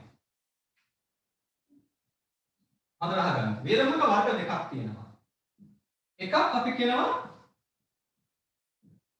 පුනරාවර්තන වියදම්. අනිත් එක අපි කියනවා ප්‍රාග්ධන වියදම් කියලා. පුනරාවර්තන. ඒකේ තේරුම නැත්නම් අයබාර වියදම් කියලා කියනවා. පුනරාවර්තන නැත්නම් අයබාර වියදම්. පුනර්වර්තන කියන්නේ නැවත නැවත ඇතිවන නිරන්තරයෙන්ම නැවත ඇති වෙන එකම කාල පරිච්ඡේදයක තුල කිහිප වතාවක් ඇති වෙන අයබාර. ඒ කියන්නේ අයබාරය වෙනුවෙන් දරන්නා වූ වියදම්. අයබාරය කියන්නේ මොකද්ද? ආදායය. ආදාය උපයන විට ඇති වෙන වියදම්. එහෙම නැත්නම් ව්‍යාපාරයේ පවත්වා ගන්නා විට නිතර ඇති වෙන වියදම්. මොනවද? පුනරාවර්තන එහෙම නැත්නම් අයබාර වියදම්. ඒක වියදම් ප්‍රභේදයක්. ප්‍රාග්ධන වියදම්. ප්‍රාර්ථන ස්වරූපයේ වියදම්. ඒ කියන්නේ ඒ වියදමෙන් අපට ප්‍රතිඵල ලැබෙනවා අවුරුද්දකට වඩා වැඩි කාලයක්. මේ වියදම් වලින් ප්‍රතිඵල ලැබෙන්නේ අවුරුද්දකට වඩා අඩු කාලයක්. සෙවකෙක්ට වැටුප ගෙවන්න. එක මාසෙක වැටුප ගෙවලා අපිට පුළුවන් මාස 12ක ගෙවනසකේ වැඩ ගන්න. එහෙම බෑ. විදුලි බිල මාස පුතා ගෙවනවා. ගොඩනැගිලි කුලි මාස පුතා ගෙවනවා. ඒ ගෙවූ වියදමෙන් ප්‍රතිඵල එන්නේ මාසයකට සීමිත කාලයක්. ප්‍රචාරණය. එක දවසක ටීවී ඇඩ්වර්ටයිස්මන්ට් එකක් දැම්මම අවුරුදු ගණනකින් අපිට විකුණු වැඩි කර ගන්න පුළුවන්ද? බැහැ. මිනිස්සුන්ට අමතක කළා යනවනේ ආයෙ. අන්න දරන ලද වියදමේ ප්‍රතිඵලය දරන ලද වියදමෙන් අපට ප්‍රතිඵල ලැබෙන්නේ අවුරුද්දකට වඩා අඩු කාලයක් නම් අපි අර කියනවා මොකද්ද? පුනරාවර්තන වියදම්, අයභාර වියදම් කියන. හැබැයි සමහර වියදම් දැරුවම ඒකෙන් අපට ප්‍රතිලාභ ලැබෙනවා, ව්‍යාපාර ප්‍රතිලාභ වෙනවා අවුරුද්දකට වඩා වැඩි කාලයක්. ඒවා මොනවද? ප්‍රාග්ධන වියදම්. මේ ලීබඩු මිලදී ගැනීම ඒ වගේ දෙයක්. ලීබඩු මිලදී ගත්තම අපි මුදලක් වැය කරනවා. නේද? ඔයාගේ ව්‍යාපාරයේ තිබුණු 80000ක් ඔයාට අහිමි වුණා. හැබැයි ඒකට ආවා ලීබඩු කියන වත්කම. ඒක ඔයාලට පාවිච්චි කරන්න පුළුවන් අවුරුද්දකට වඩා වැඩි කාලයක්. එහෙනම් ඒක මොන විදිහමද? ප්‍රාග්ධන වියදම. දැන් අපි මෙතන දිනුම්කරණයේදී සාමාන්‍ය ව්‍යවහාරයේදී දිනුම් කරන ව්‍යවහාරයේදී වියදම් වශයෙන් හඳුනාගන්නේ මෙන්න මෙයා පමණයි. නිතර නිතර ඇතිවන ආදායම් ඉපීම හරහා ඇතිවන වියදම් පමණයි. ප්‍රාග්ධන වියදම් අපි ඒ වත්කමේ නමින් දිනමක පවත්වා ගන්නවා. ගොඩනැගිල්ලක් ඉදි කිරීම ප්‍රාග්ධන වියදම. දැන් ඔයාගේ ගෙදර හදනවා නම් ඔයාගේ අම්මා තාත්තා ඔයාලට මෙන්න නිවසක් හැදුවා නම් අම්මා තාත්තා කියන්නේ මොකද්ද? අපි මෙච්චර මුදලක් වැය කරනවා මේකට. මිලියන ගාණක් මෙච්චර මිලියන 5ක් මිලියන 10ක් මෙච්චර වැය කරලා දුන්නා මේ ගේ වෙනුවෙන්. වැය කරා වියදම් කරා. එහෙනම් නිවසත් ඇවීම කියන්නේ වියදම. හැබැයි මේ නිවස තනලා අපි ඒකේ පදිංචිව ඉන්නවා ඒකෙන් ප්‍රතිලාභ ගන්නවා අවුරුද්දකට වඩා වැඩි කාලයක්. එහෙනම් ඒක මොකද්ද? ප්‍රාග්ධන ස්වරූපයේ වියදම. ප්‍රාග්ධන ස්වරූපයේ වියදම. දැන් තාත්තා ගෙදරට අලුතෙන් බණු ටිකක් ගෙනාලා ඒ කියන්නේ විදුලි උපකරණයක් ගෙනාලා එහෙම නැත්නම් ගෙදර ඔයාගේ කොටසක් නැවත අලුතෙන් ටයිල් කරලා ටයිල් බාස්ට මෙච්චර ගියා අච්චර ගියා කියලා වද වෙනවා අයියෝ ලක්ෂ 5ක් විතර මේ කොටස ටයිල් කරන්න ගියා කියලා වද වෙලා නම් ළඟට ගිහින් කියන්නේ තාත්තා ඒක ප්‍රාග්ධන ස්වරූපයේ වියදම. ඔයාට ලක්ෂ 5ක් දැන් වැය කරාට ඔයාට මේ ලක්ෂ 5න් ප්‍රතිඵල එනවා අවුරුද්දකට වඩා වැඩි කාලයක්. එහෙනම් දුක් නොවන්න තාත්තේ. කන පුරවල එකක් අත පුරවල එකක් කනට හම්බුනේ. තම බණ කියන්නත් වෙනවද කියලා. නේද? අපි දරපු වියදමේ ප්‍රතිඵල අපි අවුරුද්දකට වඩා වැඩි කාලයක් ගන්නවා. එහෙනම් මේක මෙන්න මෙතන තියාගන්නේ නැහැ. ඒක තමයි මතක තියාගන්න. මොකද මේ accounting වලට අලුතෙන් ආපු යහන ප්‍රශ්න ලීබඩු ගන්න වැය කරාම සර් අපේ සල්ලි අඩු වෙනවා නම් ඒක වියදමක් වෙන්නත් නැහැ. වියදමක් තමයි. වියදමක් තමයි. හැබැයි ඒක තවම අපි ප්‍රාග්ධන ස්වරූපයේ වියදම්, අයභාර ස්වරූපයේ වියදම් හඳුන ගන්න කාලයකට අවිල්ල නැහැ. ඒක නිසා මම ඒක නොකිය හිටියේ. මොකද ඉතින් මට ඉන්න දෙන්නේ නැහැ. WhatsApp messages දානවා. සර් ලීබඩු ගත්තම මුදල් වැය වෙනවා නම් ඒක වියදමක් වශයෙන් ලියුම ඇති වැරද්ද කිම? ඊපන් උත්තරේ ඉතින් ඔන්න දුන්නා. ඒ නිසා අවුරුද්දකට වඩා වැඩි කාලයක් පාවිච්චි කරන්න පුළුවන් වත්කමක් වෙලදී ගත්තා. ඒක වියදම් වල වැඩිවීමක් ලෙස ලිව්වේ නැහැ. වත්කමේ වැඩිවීමක් වශයෙන් ලිව්වා. ප්‍රාග්ධන ස්වරූපයේ වියදමක් නිසා. හරි. 1.10 විදුලි වියදම. අන්න ඒක මොන වියදමක්ද? අයභාර ස්වරූපයේ වියදමක්. මාස්පදා පිළිනවා. ඒ වියදම ඇතිවන්නේ නිතර නිතර ඇති වෙනවා. ආදායම් ඉපීම හරහා ව්‍යාපාරය පවත්වා ගැනීම හරහා ඇතිවන බැඳීම වැය කිරීම. ඒක මේ වියදම් තීරුවේ ලියා ගන්නවා. ලියන්න දිනේ 1.10. වියදම් වැඩි වෙනවා නම් වියදම් වල වැඩිවීමක් වශයෙන් ලියන්න. ඒ වෙනුවෙන් මුදල් ගෙවුවම මුදල් වත්කම අඩුවීමක් වශයෙන් ලියන්න. දැන් කෙනෙක් අහන්න පුළුවන්. මේකේ කොහෙද මුදල් ගෙවුව කියලා තියෙන්නේ? විදුලි වියදම 10000යි. ඒකේ කොහෙද තියෙන්නේ මුදල් ගෙවුව කියලා? ඒ ගිණුම්කරණයේ තියෙන පොදු රීතිය පුතා. පොදු රීතිය. වැටුප් වියදම රුපියල් 50000, විදුලි වියදම 10000, ගොඩනැගිලි කුලිය 60000. එහෙම කිව්ව මේකේ තේරුම ඒක මුදලින් ගෙවූ වියදම බව අදහස් කරගන්න. හරි. ඔන්න ඒක බලපෑම නෙවුවා 12ක්. නා හිමියන්ට රුපියල් 40000ක් ගෙවීම. බාහිර මිලදී ගත්ත 1.5 නේද? 60000. ඉතින් වගකීම් වැඩි වුණා, තොක වත්කම වැඩි වුණා. දැන් මේ වගකීමෙන් නිදහස් වෙන්න අපි 40000ක් ගෙවනවා. ඒ ගෙවද්දී ඉතින් 1.12 මුදල් අඩු වෙනවා 40000ක්. ඒ වගේමයි වගකීම් ශේෂය අඩු වෙනවා 40000ක්. 1.5 ලව 1.15 නාහිමියන්ට පිරිවැය රුපියල් 5000ක් වූ තොගයක් හරවා යැවීම. මුදල් ගෙවුවා 40000ක් 15 වෙනිදා 5000ක තොගයක් නැවත හරවා යවන්න. හරවා යැවීම. මිලදී ගන්නාගේ තොග වත්කම අඩු වැඩි වුණා හරවා යවත් තොග වත්කම අඩු වෙනවා. 5000. ඒ වගේමයි මිලදී ගන්නාගේ වගකීම ඇති වුණා හරවා යවත් වගකීම අඩු වෙනවා. 18 ණයගැතියන්ගෙන් මුදල් ලැබෙනවා 50000. ණයගැතියන්ගේ මුදල් ලැබෙනවා රුපියල් 50000ක්. ණයගැතියා මුදල් දුන්නම මුදල් වත්කම වැඩි වෙනවා. මුදල් වත්කම 50000කින් වැඩි වෙනවා. ණයගැති වත්කම 50000කින් අඩු වෙනවා. විකුණන විට මොකද වුනේ? ණයට විකුණන විට 1.2 බලන්න විකුණන විට ආදායම හඳුනාගත් 150කින්. මේ ණයට විකුණුනේ. එතෙන්දී අපි ලියාගත්තා මේ වත්කම මොකක්ද? ණයගැති වත්කම. 150ක් මුදල් දෙන්න ඉන්නවා කියලා. විකුණන විට අපි ආදායම හඳුනාගත්තා. එයා මුදල් වලදී ආයෙත් ආදායම හඳුනා ගන්නවද? නැහැ. ඒක ගන්නම සිදුනේ ණයට විකුණන. 1,50,000. ඒක දැන්ටමත් හඳුනාගෙන අවසන් මුදල් ලැබුණේ නැත. ඒ නිසා පුතේ ණයගැතිය මුදල් ගෙවන විට ආයෙ ආදායම වැඩි වෙනවා කියලා ලියන්නේ නැහැ. ඒක මොකක්ද ලියන්නේ? මේ වැඩි වූ ණයගැති ශේෂය අඩු වුණා, මුදල් ශේෂය වැඩි වුණා කියලා පමණයි. ආදායම හඳුනගන්නේ ආදායම උපයා ගන්නා විට. ආදායම උපයාගත්තේ කවද්ද? 1.2. ආදායම උපයා ගන්නවා කියන්නේ මොකද්ද? ඔයා භාණ්ඩ විකිණී උපලබ්ධ සංකල්පය බලන්න අපි කතා කරා කලින්. භාණ්ඩ විකිණීමකදී නම් ඔයා විකුණන භාණ්ඩ වල අයිතිය ගැනුම් කොට මාරු වුණාම ඔයාගේ ආදායම උපයා ගත්තා. දෙවෙනි දාව පුද්ගලයේ භාණ්ඩ ටිකක් ඔයාගේ ගබඩාවෙන් එයා අරගෙන ගියා. අන්න ඔයා ආදායම උපයා ගත්තා. 18 මොකද කරන්නේ? 18 වෙනිද වෙන විට ණයගැතියට තියෙනවා බැඳීමක් 150ක් අපට මුදල් ගෙවන්න කියලා. අපට අයිතියක් තියෙනවා යාගෙන් 150ක් ගන්න. ඒ අයිතිය ක්‍රියාත්මක වෙන්නේ. අපි මුදලින් 50ක් අරගෙන එයාගෙන් ලැබෙන දින ශේෂය 50කින් අඩු කරනවා.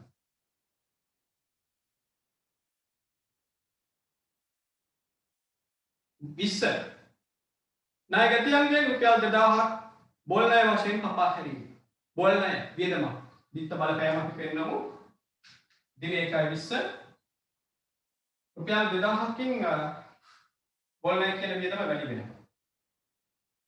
කපා හරින ණයගැතියෝ ණයගැතිවත්කම අඩු වෙනවා. 23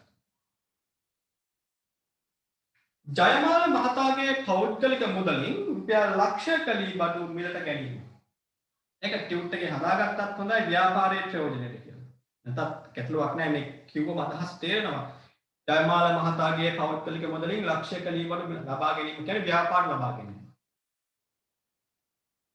ජයමාල මහතාගේ පෞද්ගලික මුදලින්. එහෙනම් ව්‍යාපාරේ මුදල් වැය වෙනවද? නැහැ.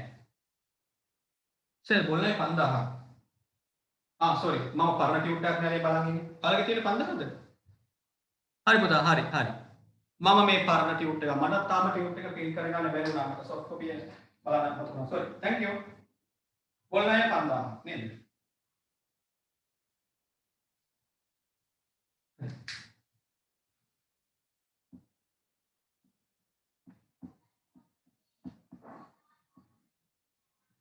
බොල් ණය 5000ක් කපා හැරීම 28 බොල් ණය ලැබෙන්නේ 2000යි නේ. හරි. ඒක හරිය ලී බඩු ෂෙය රුපියල් 3000යි. හරි පුතා. හරි.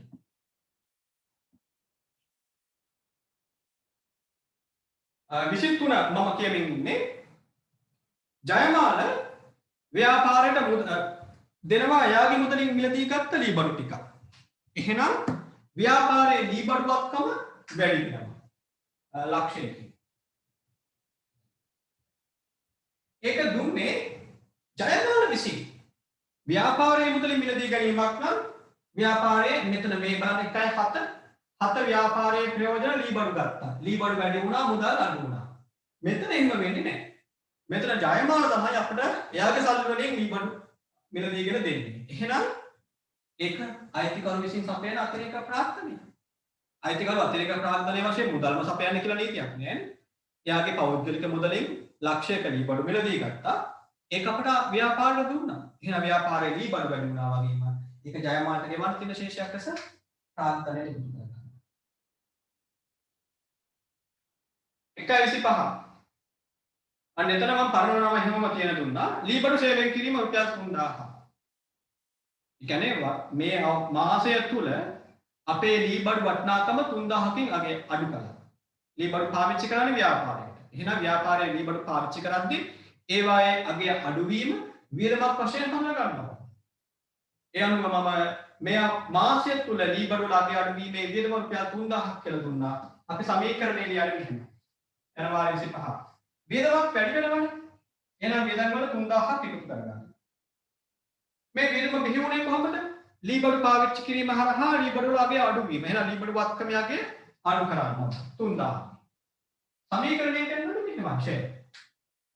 වේදන් වැඩි වීමක් හා වත්කම අඩු වීම. මෙතන අහුවදී මොන වත්කම අඩු වෙන කියලා ලී බඩු වත්කම අඩු වෙන්නේ. හැබැයි ලෙජරේ ඩබල් එන්ට්‍රි රූල් කරද්දී ලී බඩු කිනෝට බැර කරන්නේ නැහැ. 1.28 කපාකල බෝල් ණය රුපියල් 2000 අපසු ලැබීම. අපි 1.20 බෝල් ණය රුපියල් 5000කින් කියන්නේ ණයගතිය රුපියල් 5000කින් බෝල් ණය බවට පත් වුණා. දැන් 1.28 අපිට කියනවා මේ කපාකල බෝල් ණය වලින් රුපියල් 2000ක් ණයගතියන්ගේ ලැබුණා කියලා. ඒක ලෙජරේ දක්වන විදිය මම ලෙජර් ගෙවම මොනවද කියලා දෙන්නම්. ඒක ගොඩක් අය අමාරු කරගත්තා. මේක තවත් සංකීර්ණ කරගත්තා. මේ ඒ තරමටම ඔක හිතන්න දෙයක් නැහැ. ලෙජරේ වාර්තා කිරීම. ඔයා සමීකරණේ වාර්තා කිරීම හරියට අල්ලගන්න. සමීකරණේ වාර්තා කිරීම කරමු. සමීකරණයේ මේක වාර්තා කරද්දී අපිට දැන් මුදල් ලැබෙනවනේ 2000ක්. මුදල් ලැබෙනවා නම් මුදල් වත්කම් 2000කින් වැඩි කරගන්නවා. අනිත් පැත්තෙන් දැන් ණයගති වත්කම අඩු කරන්න බෑ. එයි කපාහල බොල් ණය තමයි මුදලින් ගන්නේ. බොල් ණය තිබුණේ කොහොමද? බොල් ණය වියදම වැඩි වෙලා ණයගති ශේෂය අඩු වෙලා. මේ වන විටත් ණයගතිය 5000කින් අඩු වෙලා ඉන්නේ. ණයගති ගිණුමේ තිබු. එහෙම හිතන්න පුතා. මේ ණයගති ගිණුම. ණයගති ගිණුමෙන් 5000ක් මම අරගෙන ගියා කොහොමද? බොල් ණය ගිණුම. 5000ක් ප්‍රමාණය. ණයගති ගිණුමේ ධාරිතාවයක් තිබුණා. ඒ ධාරිතාවයෙන් 5000ක ප්‍රමාණය බොල් ණය කියන ගිණුමට අරගෙන ගියා. ඒකෙන් අපි හිතුවේ මොකද්ද? අපේ ණයගති ශේෂය 5000කින් අඩු වුණා. බොල් ණය කියන විදම 5000කින් වැඩි වුණා. දැන් මොකද වෙන්නේ? මේ බොල් ණයස හඳුනාගත් ප්‍රමාණය නරක වූ ප්‍රමාණය රුපියල් 2000කින් අපිට ගන්න පුළුවන් වුණා. ණයගතියගේ අගේ බොල් ණය වශයෙන් 5000ක් අඩු කළාට ඒ ණයගතිය 28 වෙනිදා 2000ක් අපිට දුන්නා. එහෙනම් ඇත්තටම නරක වූ ණයගතිය 5000ක් නෑනේ. එහෙනම් දැන් මොකද කරන්න ඕනේ? බොල් ණය වලින් 2000ක් අරගෙන ඒක මුදල් වලට ගන්නවා. අනෝ මුදල් වලට 2000ක් එනවා. ණයගති බොල් ණය ශේෂයෙන් 2000ක් අඩු වෙනවා. ඒක තමයි සමීකරණයේ තියෙන්නේ. සමීකරණයේදී මුදල් වැඩි වුණා වගේම බොල් ණය වියදම මොකද වුනේ? අඩු වුණා කියලා පෙන්නනවා. බොල් ණය හඳුනා ගන්නා විට බොල් ණය හඳුනාගත්තේ 20 වෙනිදා බොල් ණය හඳුනා ගන්නා විට බොල් ණය වියදම ඉහළ ගියා. නමුත් හොඳ ප්‍රශ්න අහනවා. ඉන්නවා කියලා දෙන්න. බොල් ණය හඳුනා ගන්නා විට ණයගති ශේෂ බොල් ණය වියදම ඉහළ ගියා. වියදම ඉහළ ගියේ ඇයි? අපි හිතුවා 5000කින් අපට මුදල් අය කරගන්න බැරි වෙයි කියලා. අපි ඒ යගේ මොකද කරේ? නැවත මුදල් ලබා ගන්නා විට මෙන්න මේ ආකාරයෙන් හඳුනා. දැන් මේක සමීකරණය මෙහෙම පෙන්වුවා. මම කලින් එක මට මතක නැහැ හරිය කලින් ගණන 7 වෙනි ගණනකෝ ගණනකදී මේක තමයි අපි අවසාන ප්‍රතිඵලය වශයෙන් සමීකරණය වාර්තා කරනවා. මම දීර්ඝ ක්‍රමයකට කියලා දුන්නා. හැබැයි මුදේ ලෙජරේ ගියාම මේ 28 වෙනිදා ගණනුව ලෙජරේ වාර්තා කරනවා මම තවත් විදිහකට. ලෙජරේදී අපි බොල් ණය වියදම මූලින්ම ණයගති කිරීමට මාරු කරනවා. ඊළඟට ණයගතියන්ගේ මුදල් ලබා ගන්නවා. සමීකරණයේ සුද්ධ ප්‍රතිඵලය පෙන්වන්න පුළුවන් අපිට මේ ආකාරයට. හැබැයි මේ කාල පරිච්ඡේදයේ කපාහල බොල් ණය මේ කාල පරිච්ඡේදයේ ආපසු ලැබුණා. ඒක ලෙජරේදී පෙන්වන්නේ පියවර දෙකකට. ඒක තමයි දැන් ඔය අහන්නේ. ඒක මම ලෙජර් ගිණුම් පාඩමේදී කියලා දෙන්න. හරි. ඔන්න අපේ සමීකරණයේ බලපෑම් ටික පෙන්වුම් කළා. ඔයා එහෙනම් දැන් අඩුපාඩු හදාගෙන ලෙජරේ වාර්තා කිරීම පටන් ගන්න. මම පොඩි වෙලාවක් දෙන්නම් ඔයාලට ලෙජරේ වාර්තා කරන්න. ඒ අතර ඔයාලා අහන ප්‍රශ්නට උත්තර දෙනවා. අනිත් අඩුපාඩු හදාගන්න.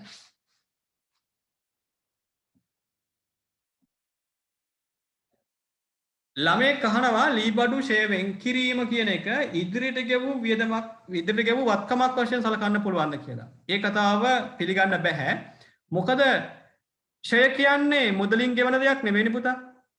මුදලින් ගෙවන ඒ කියන්නේ කවදාවත් අපි මුදල් වත්කම අඩු කරන්නේ නැහැ ෂේ වීමක් කරහා. දැන් අපි කලින් කතා කළා මොකද්ද?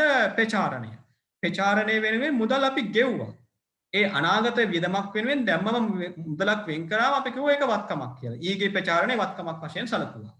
මෙතනදී අපි කරන්නේ ලී බඩු ෂේවෙන් කරනවා. එහෙම නැත්නම් අලුත් විෂය නිර්දේශයට අනුව අපි කියනවා මේ ලී බඩු සඳහා සමුචිත ෂේවෙන් කරගන්න. සමුචිත ෂේ ඇති කරගන්නවා කියලා. ඒකේ තේරුම අනාගතයේදී අලුතෙන් ලී බඩු ලබා ගැනීම වෙනුවෙන් මේ මොහොතේ වර්තමාන ලාභය කැප කර ගැනීම. දැන් ඒක තේරුනේ නෑ නේද ඔයාලට? පාවින්දි මදාරවට තේරුනේ නෑනේ මම ඒ කිව්ව කතාව. ඒක පුතේ ඔයාලට තේරුම් ගන්න අපි අවසන් ගිණුම් හදන්න ඕන. අවසන් ගිණුම් හදද්දී ඔයාලට පැහැදිලි වෙනවා වත්කමක ෂය වියදම පොත්වල හඳුනාගන්නේ ඇයි කියන එක. මට දැන් කියලා දුන්නට තේරුමක් නැහැ.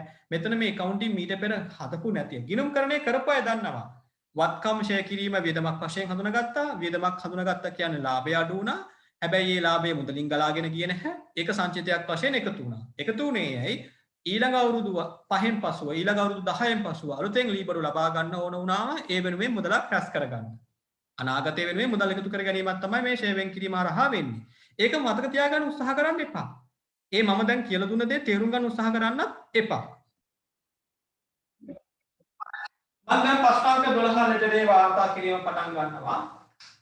ප්‍රශ්නාංක 12 දී අපිට අර ලක්ෂ 6 ආයෝජනය කිරීම මගේ ඉන්න පුළුවන්. එක ලියන්න වෙනවා. ඒකට ගිණුම් දෙකක් ටූල් කරගමු. එකක් මුදල් ගිණුම දෙවන ගිණුම ප්‍රාග්ධන ගිණුම. ජයමාල මහතාගේ ජනවාරයක ව්‍යාපාරය ආරම්භ කිරීම වෙනුවෙන් ලක්ෂ 6ක මුදලක් ලැබෙනවා. වාගේ ලෙජරේ රුපියල් 1000 වලින් කියලා දක්වන්න. මුදල් වත්කම ව්‍යවහාර වැඩි වෙන විට මුදල් ගිණුම හර වෙනවා ලක්ෂ 6ක්. ඒක ප්‍රාග්ධනයේ වැඩි වීමක් ලෙස ප්‍රාග්ධන ගිණුමේ බැල කරනවා. මෙතන විස්තරයට දෙනවා මුදල් කියන්නේ මුදල් ගිණුමේ දෙන විස්තරයට බැලුනේ කවුද? ප්‍රාග්ධන ගිණුම. ඔන්න ආරම්භ කිරීම ව්‍යාපාරය. දින 1යි 2 ණයට විකුණුම් ආදායම 1,50,000ක් ණයට විකුණුම්. ණයගති වත්කම වැඩි වෙනවා. ඒකට මම ආරම්භ කරනවා ණයගති කිරීම. ණයගතිය කියන්නේ වත්කමක් නම් වැඩි වීම හර. දින 1යි 2 150ක් හර වෙනවා. ණයගතිය ඇති උනේ විකුණුම් හරහා. ඒ කියන්නේ අපි විකුණුම් ආදායමක් උපයාගෙන එනවා විකුණුම් වැඩි වීම ගිණුම්ගත කරන්න මම විකුණුම් ගිණුම රෝල් කරනවා. විකුණුම් ගිණුම. අපි දන්නවා විකුණුම් ගිණුම කියන්නේ ආදායම් ගිණුමක්. ආදායම් ගිණුමක වැඩි වීම ලියලා කියන්නේ බැර පැත්තේ. එනවා බැර කරනවා දින 1යි 2 150. මෙතන ලියනවා හරවු කෙනාගේ නම ණයගති. ණයගති කියන ලියනවා බැරවු කෙනාගේ නම විකුණුම්. ඔන්න ණයට විකුණුම් ගිණුම ගත කරනවා. 1.5 ණයට ගණන්. හරි පටන් ගමු ඒක.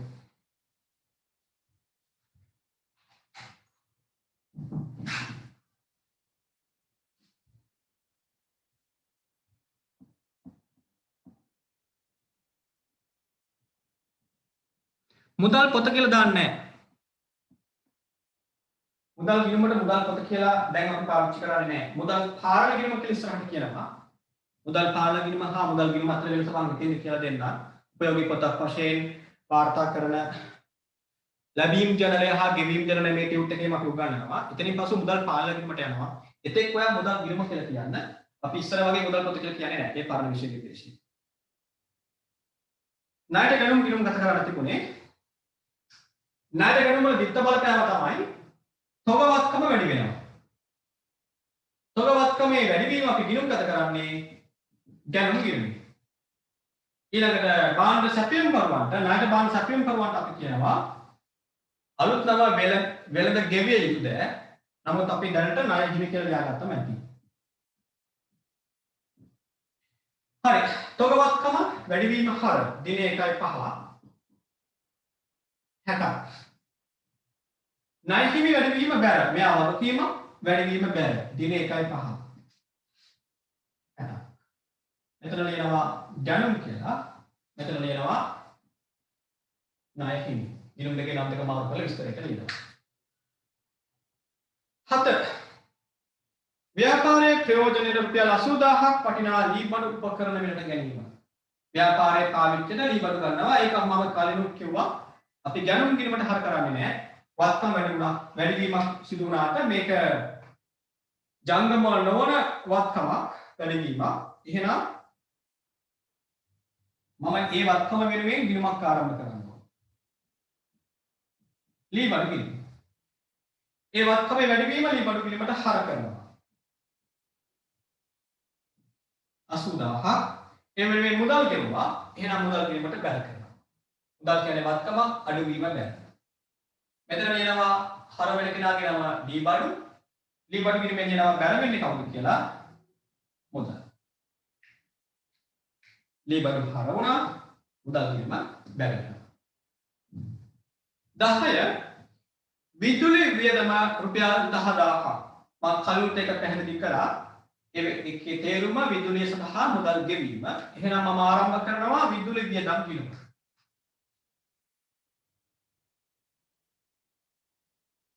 මේක වියදම් ගිණුම. වියදම් වැඩි වීම හර. ඒ අනුව දිනය වෙනවා 1.10 හර පැත්තේ. හර කරන ප්‍රමාණය 10000. ඒ වෙලේ මුදල් ගෙවුවම මුදල් ශේෂය අඩු වෙනවා. ඒක මුදල් ගෙවීමේ බැල පැත්තේ ලියනවා. 10000ක් මෙතන ලියනවා හරව කෙනාගේ නම විදුලිය. විදුලි ගිණුමේ ලියනවා බැලුනේ කවුද කියලා. මුදල්.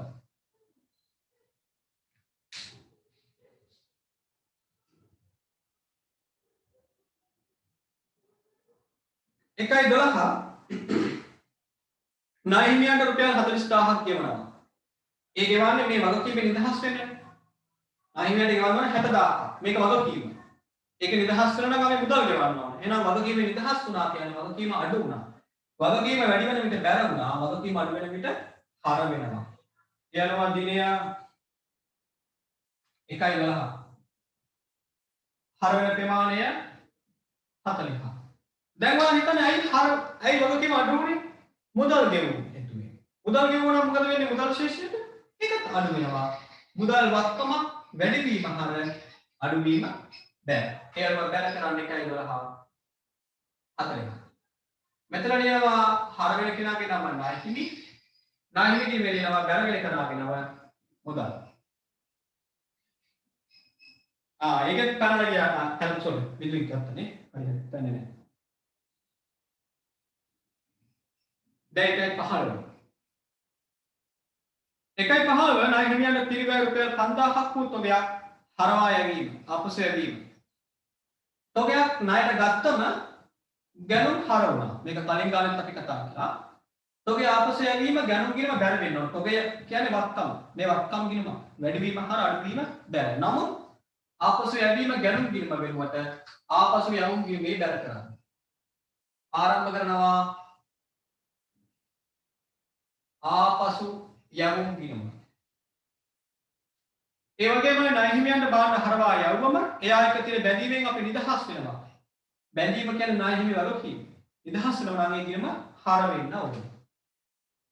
ඒ අනුව 1.15 ණය හිමි ගිණුම හර වෙනවා 5000ක්. ඒ බාන්න හරවා යැවීම හරහා තොගවත්කම අඩු වුණා. තොගවත්කම අඩු වීම යවුම් ගිණුමට බැර කරනවා. දිනේ 1.15 5000. මෙතන ලියනවා විස්තරයට හරව කෙනාගේ නම ණයහිමි. ණයහිමි කියලා ලියනවා බැර උනේ කවුද? ආපසු යන්න.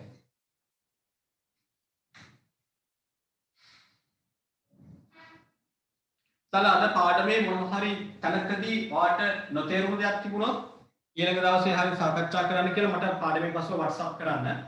දැන් පාඩමේ යද්දි මම කොපමණ කිව්වත් සමහරට වාට නොතේරෙන දෙයක් තියෙනවා. ඊළඟට ඔයාලට ඒක අමතක වෙන කලින් මට සෙෂන් එක අවසන් වුණාට පස්සේ මෙන්න මේ ටික වට හරියට පැහැදිලිුනේ නැහැ. නැත්තම් මෙන්න මේ දේ සර් පැහැදිලි කළා මම ඊයේ වගේ ඔයාලට තියෙනවා නම් මගේ පැහැදිලි කිරීම වල ගැටලුවක් මට ඒක කියලා කියන්න. මම ඒවා පස්සෙන් පන්න බනින්නේ නැහැ. තවසර තේරෙන්නේ නැත්නම් ඒක පන්තියක් හොයාගෙන යනවා. මම එහෙම තමයි උගන්වන්නේ. ඒ තරම් කෑ ගහන කෙනෙක් නෙවෙයි මම. හරි අහිංසකයි. හරි හොඳයි. මට කියන්න හොඳයි කියලා නේ. ඒ නිසා මේ අඩුපාඩු කියලා නම් අපේ පන්ති වල ඒවා අපිටම දැනුම් දෙන්න. ඒක අපිට පුළුවන් මීට වඩා හොඳ සේවයක් ඔයාලට ලබා දෙන්න. සර් ගෙදරට නැගිට කියලා දෙන්න බැරිද? ඒ වගේම අහන්න එපා.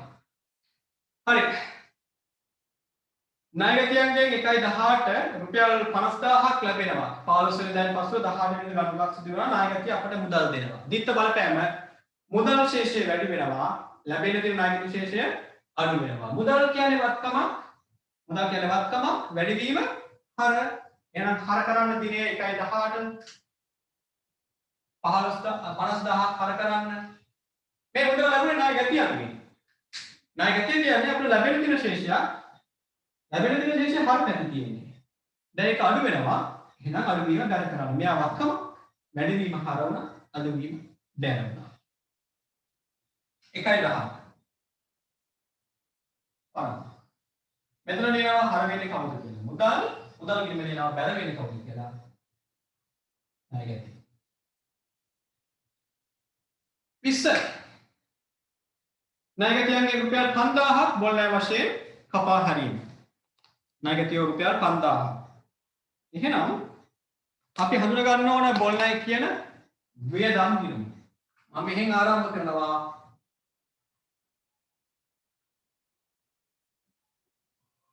බොල් ණය ගිණුම. මේක වියදම් ගිණුම. ඔයාලට මම කියලා දුන්නා වියදම් වැඩි වීම වියදම් ගිණුමේ හර. එහෙනම් මම 1.20 වියදම් ගිණුම හර කරනවා 5000. වියදම ඇති වුණේ ණය ගැතිය හේතුවෙන්.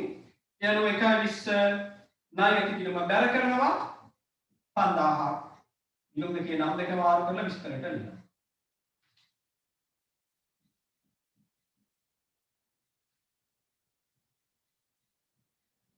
හරි. අන්න බොල් ණය කපා හැරීම. බොල් ණය හර වුණා. ණය ගැති බැලුණා. 23 ජයමාල මහතාගේ පෞද්ගලික මුදලින් රුපියල් ලක්ෂයක ලීබඩු මිලදී ගන්නවා ව්‍යාපාරයට. ගන්න. එහෙනම් ව්‍යාපාරයේ ලීබඩුවත්කම වැඩි වෙනවා. අපි කලින් ආරම්භ කළ ලීබඩු ගිණුමක් තියෙනවා. ලීබඩු ගිණුම් දෙකක් තියා ගන්න බෑ. එක ලීබඩු ගිණුමයි. ඒ කලින් ආරම්භ කළ ලීබඩු ගිණුමට හර කරන්න 23 වෙනිදා ලක්ෂය. 1.7 මුදල් ගෙවා ලීබඩු ගත්තේ. ඒ අනුව මුදල් ගිණුම බැලුණා. 1.23 අයිතිකරු විසින් ලීබඩු දෙන්නේ. එහෙනම් බැල වෙන්නේ ප්‍රාග්ධන ගිණුම. ඒ අනුව ප්‍රාග්ධන ගිණුම 23 බැල කරන්න රුපියල් ලක්ෂයක්. මෙතන ලියන්න හර වෙන කෙනාගේ නම ලීබඩු ගිණුම ලියන්න බැල වෙන කෙනාගේ නම බැල වෙන කෙනාගේ නම ලියන්න ප්‍රාග්ධන.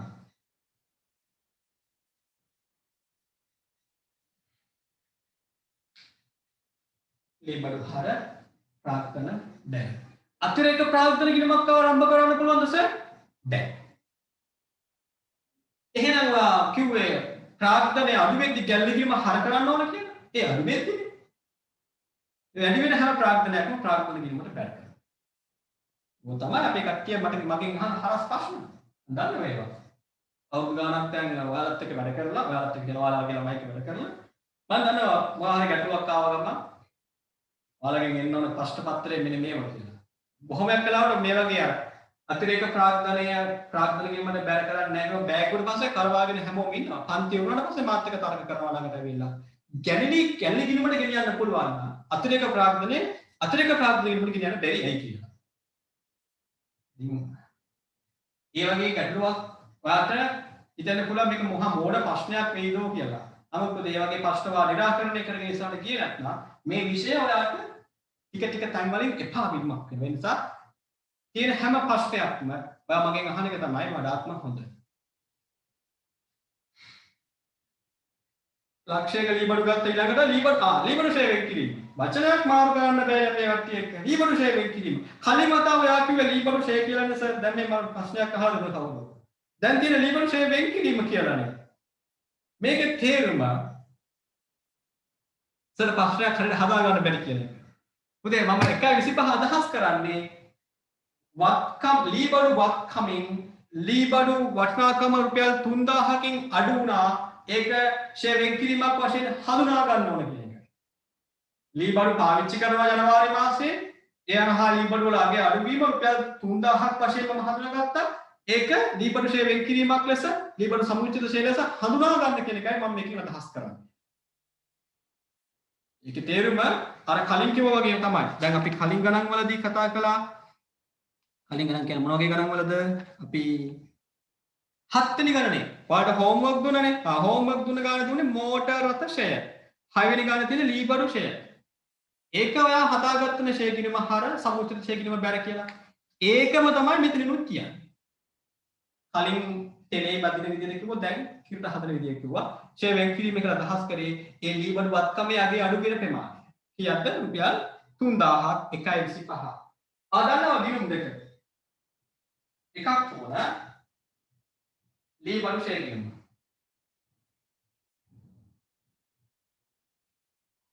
අනිත් ගිණුම මෙන්න මේ ගිණුමේ නම ලෙජරේ ලියද්දී වචන පටලවලා ලියලා තිබුණා. මම ඒක වරදක් විදිහට කාටවත් රිප්ලයි කරේ නැහැ. මෙන්න මෙහෙම හැමෝම බලා ගන්න. මේ ගිණුමේ නම ලියන්නේ වත්තමේ නම මොනින් කියනවා. ලී බඩු ඊළඟට කියනවා සමුච්චිත ෂේ ගිණුම. ලී බඩු සමුච්චිත ෂේ ගිණුම. එතකොට ඔයාට අහන්න වෙනවා නම් හිතනවා නම් මේකද ෂේ වෙන් කිරීමේ ගිණුම කියලා ඔයාලට දෙන්න උත්තරේ ඔව්. අපි මීට පෙර ඉගෙන ගත්තා ලී බඩු ෂේ වෙන් කිරීමේ ගිණුම කියලා. ඒ තමයි මෙයා. අනිත් අපි ඒ නමින්ම පාවිච්චි කරමුකෝ. බැහැ. ලී බඩු ෂේ වෙන් කිරීම කිව්වා ලී බඩු සමුච්චිත ෂේ කියලා ලියුවා එකම කාලයක් නිකද වෙන්නේ. දැන් මේකට හුරු වෙනවා.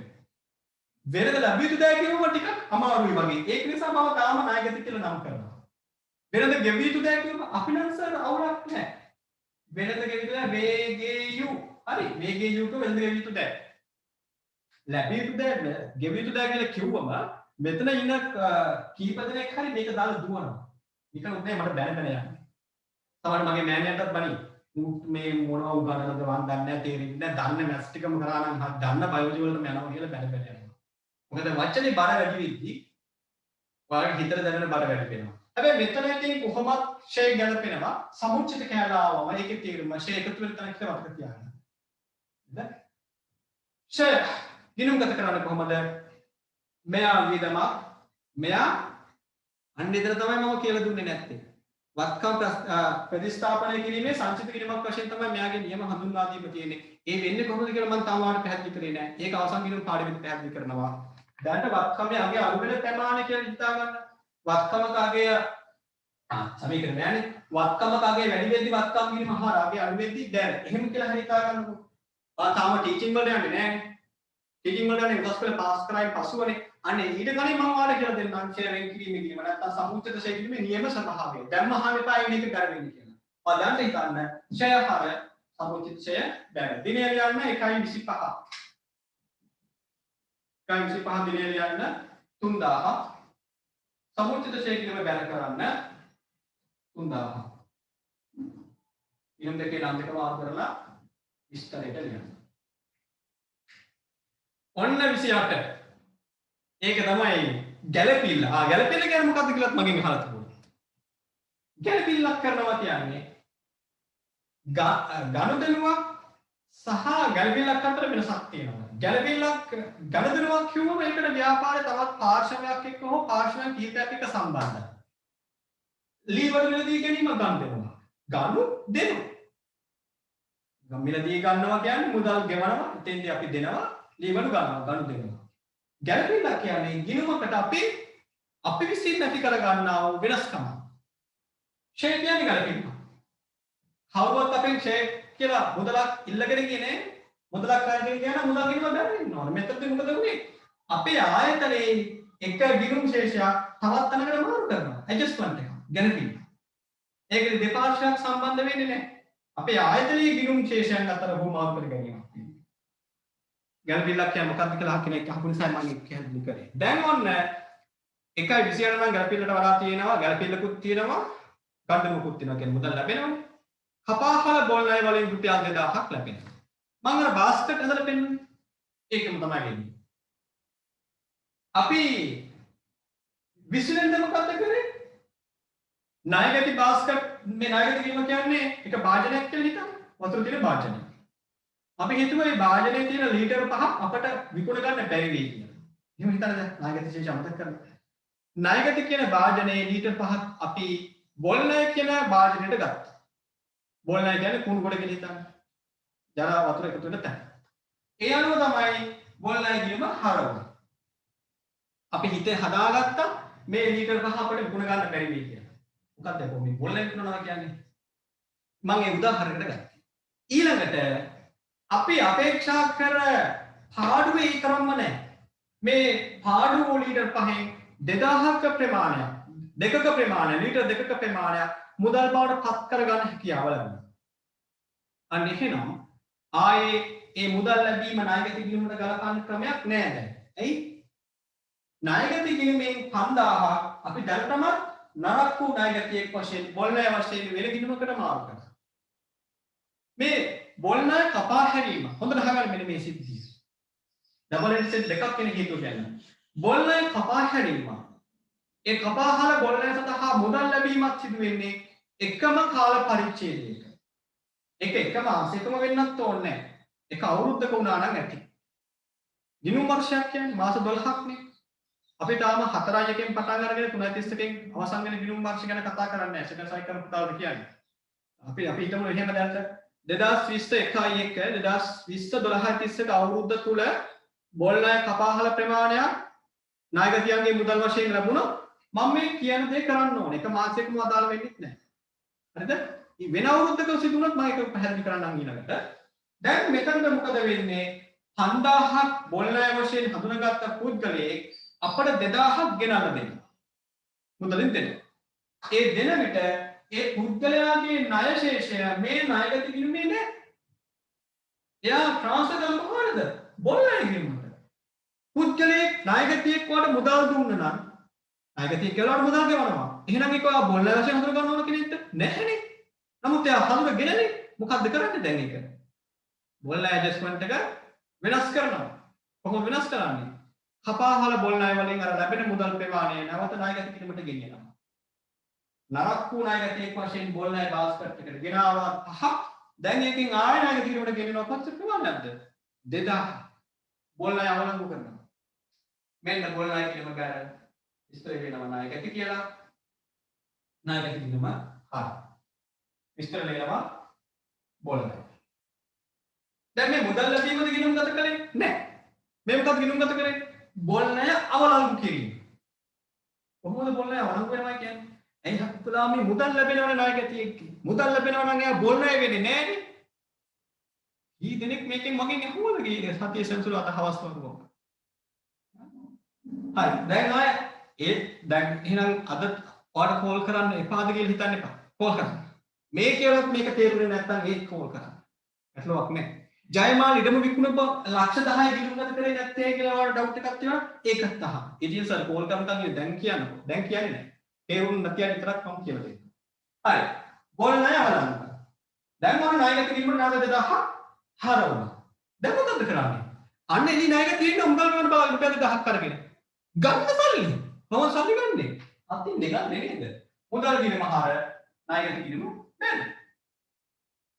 දැන් ඔයා ඕක නෙවෙයි සමීකරණයක. ඔව්. සමීකරණය මම කියලා දෙන විභාග ඉලක්ක කරනවා. ඔයාලට තියෙන ආපසුරද බොල් ණය ගිණුම් ගත කරන සමීකරණේ නම් අරම සමීකරණය කියලා දුන්න ක්‍රමයට කරන්න. කොහොමද බොල් ණය විදම අඩු කරලා මුදල් ශේෂයට එක එකතු කරගත්තා. ඒ මුදල් ලැබුණා නම් බොල් ණය විදම අඩු වෙනවනේ දැන් මෙතන තුනේ ඒකනේ. ණයගැතියන්ට මේ බලපෑම මෙතන පෙන්වන්න එපා සමීකරණය. හැබැයි මට මේ ලෙජරය එහෙම කියලා දෙන්න තිබුණා. තමයි මගෙන් ඇහුවා. මෙහෙම දැම්මත් හරි නේද කියලා.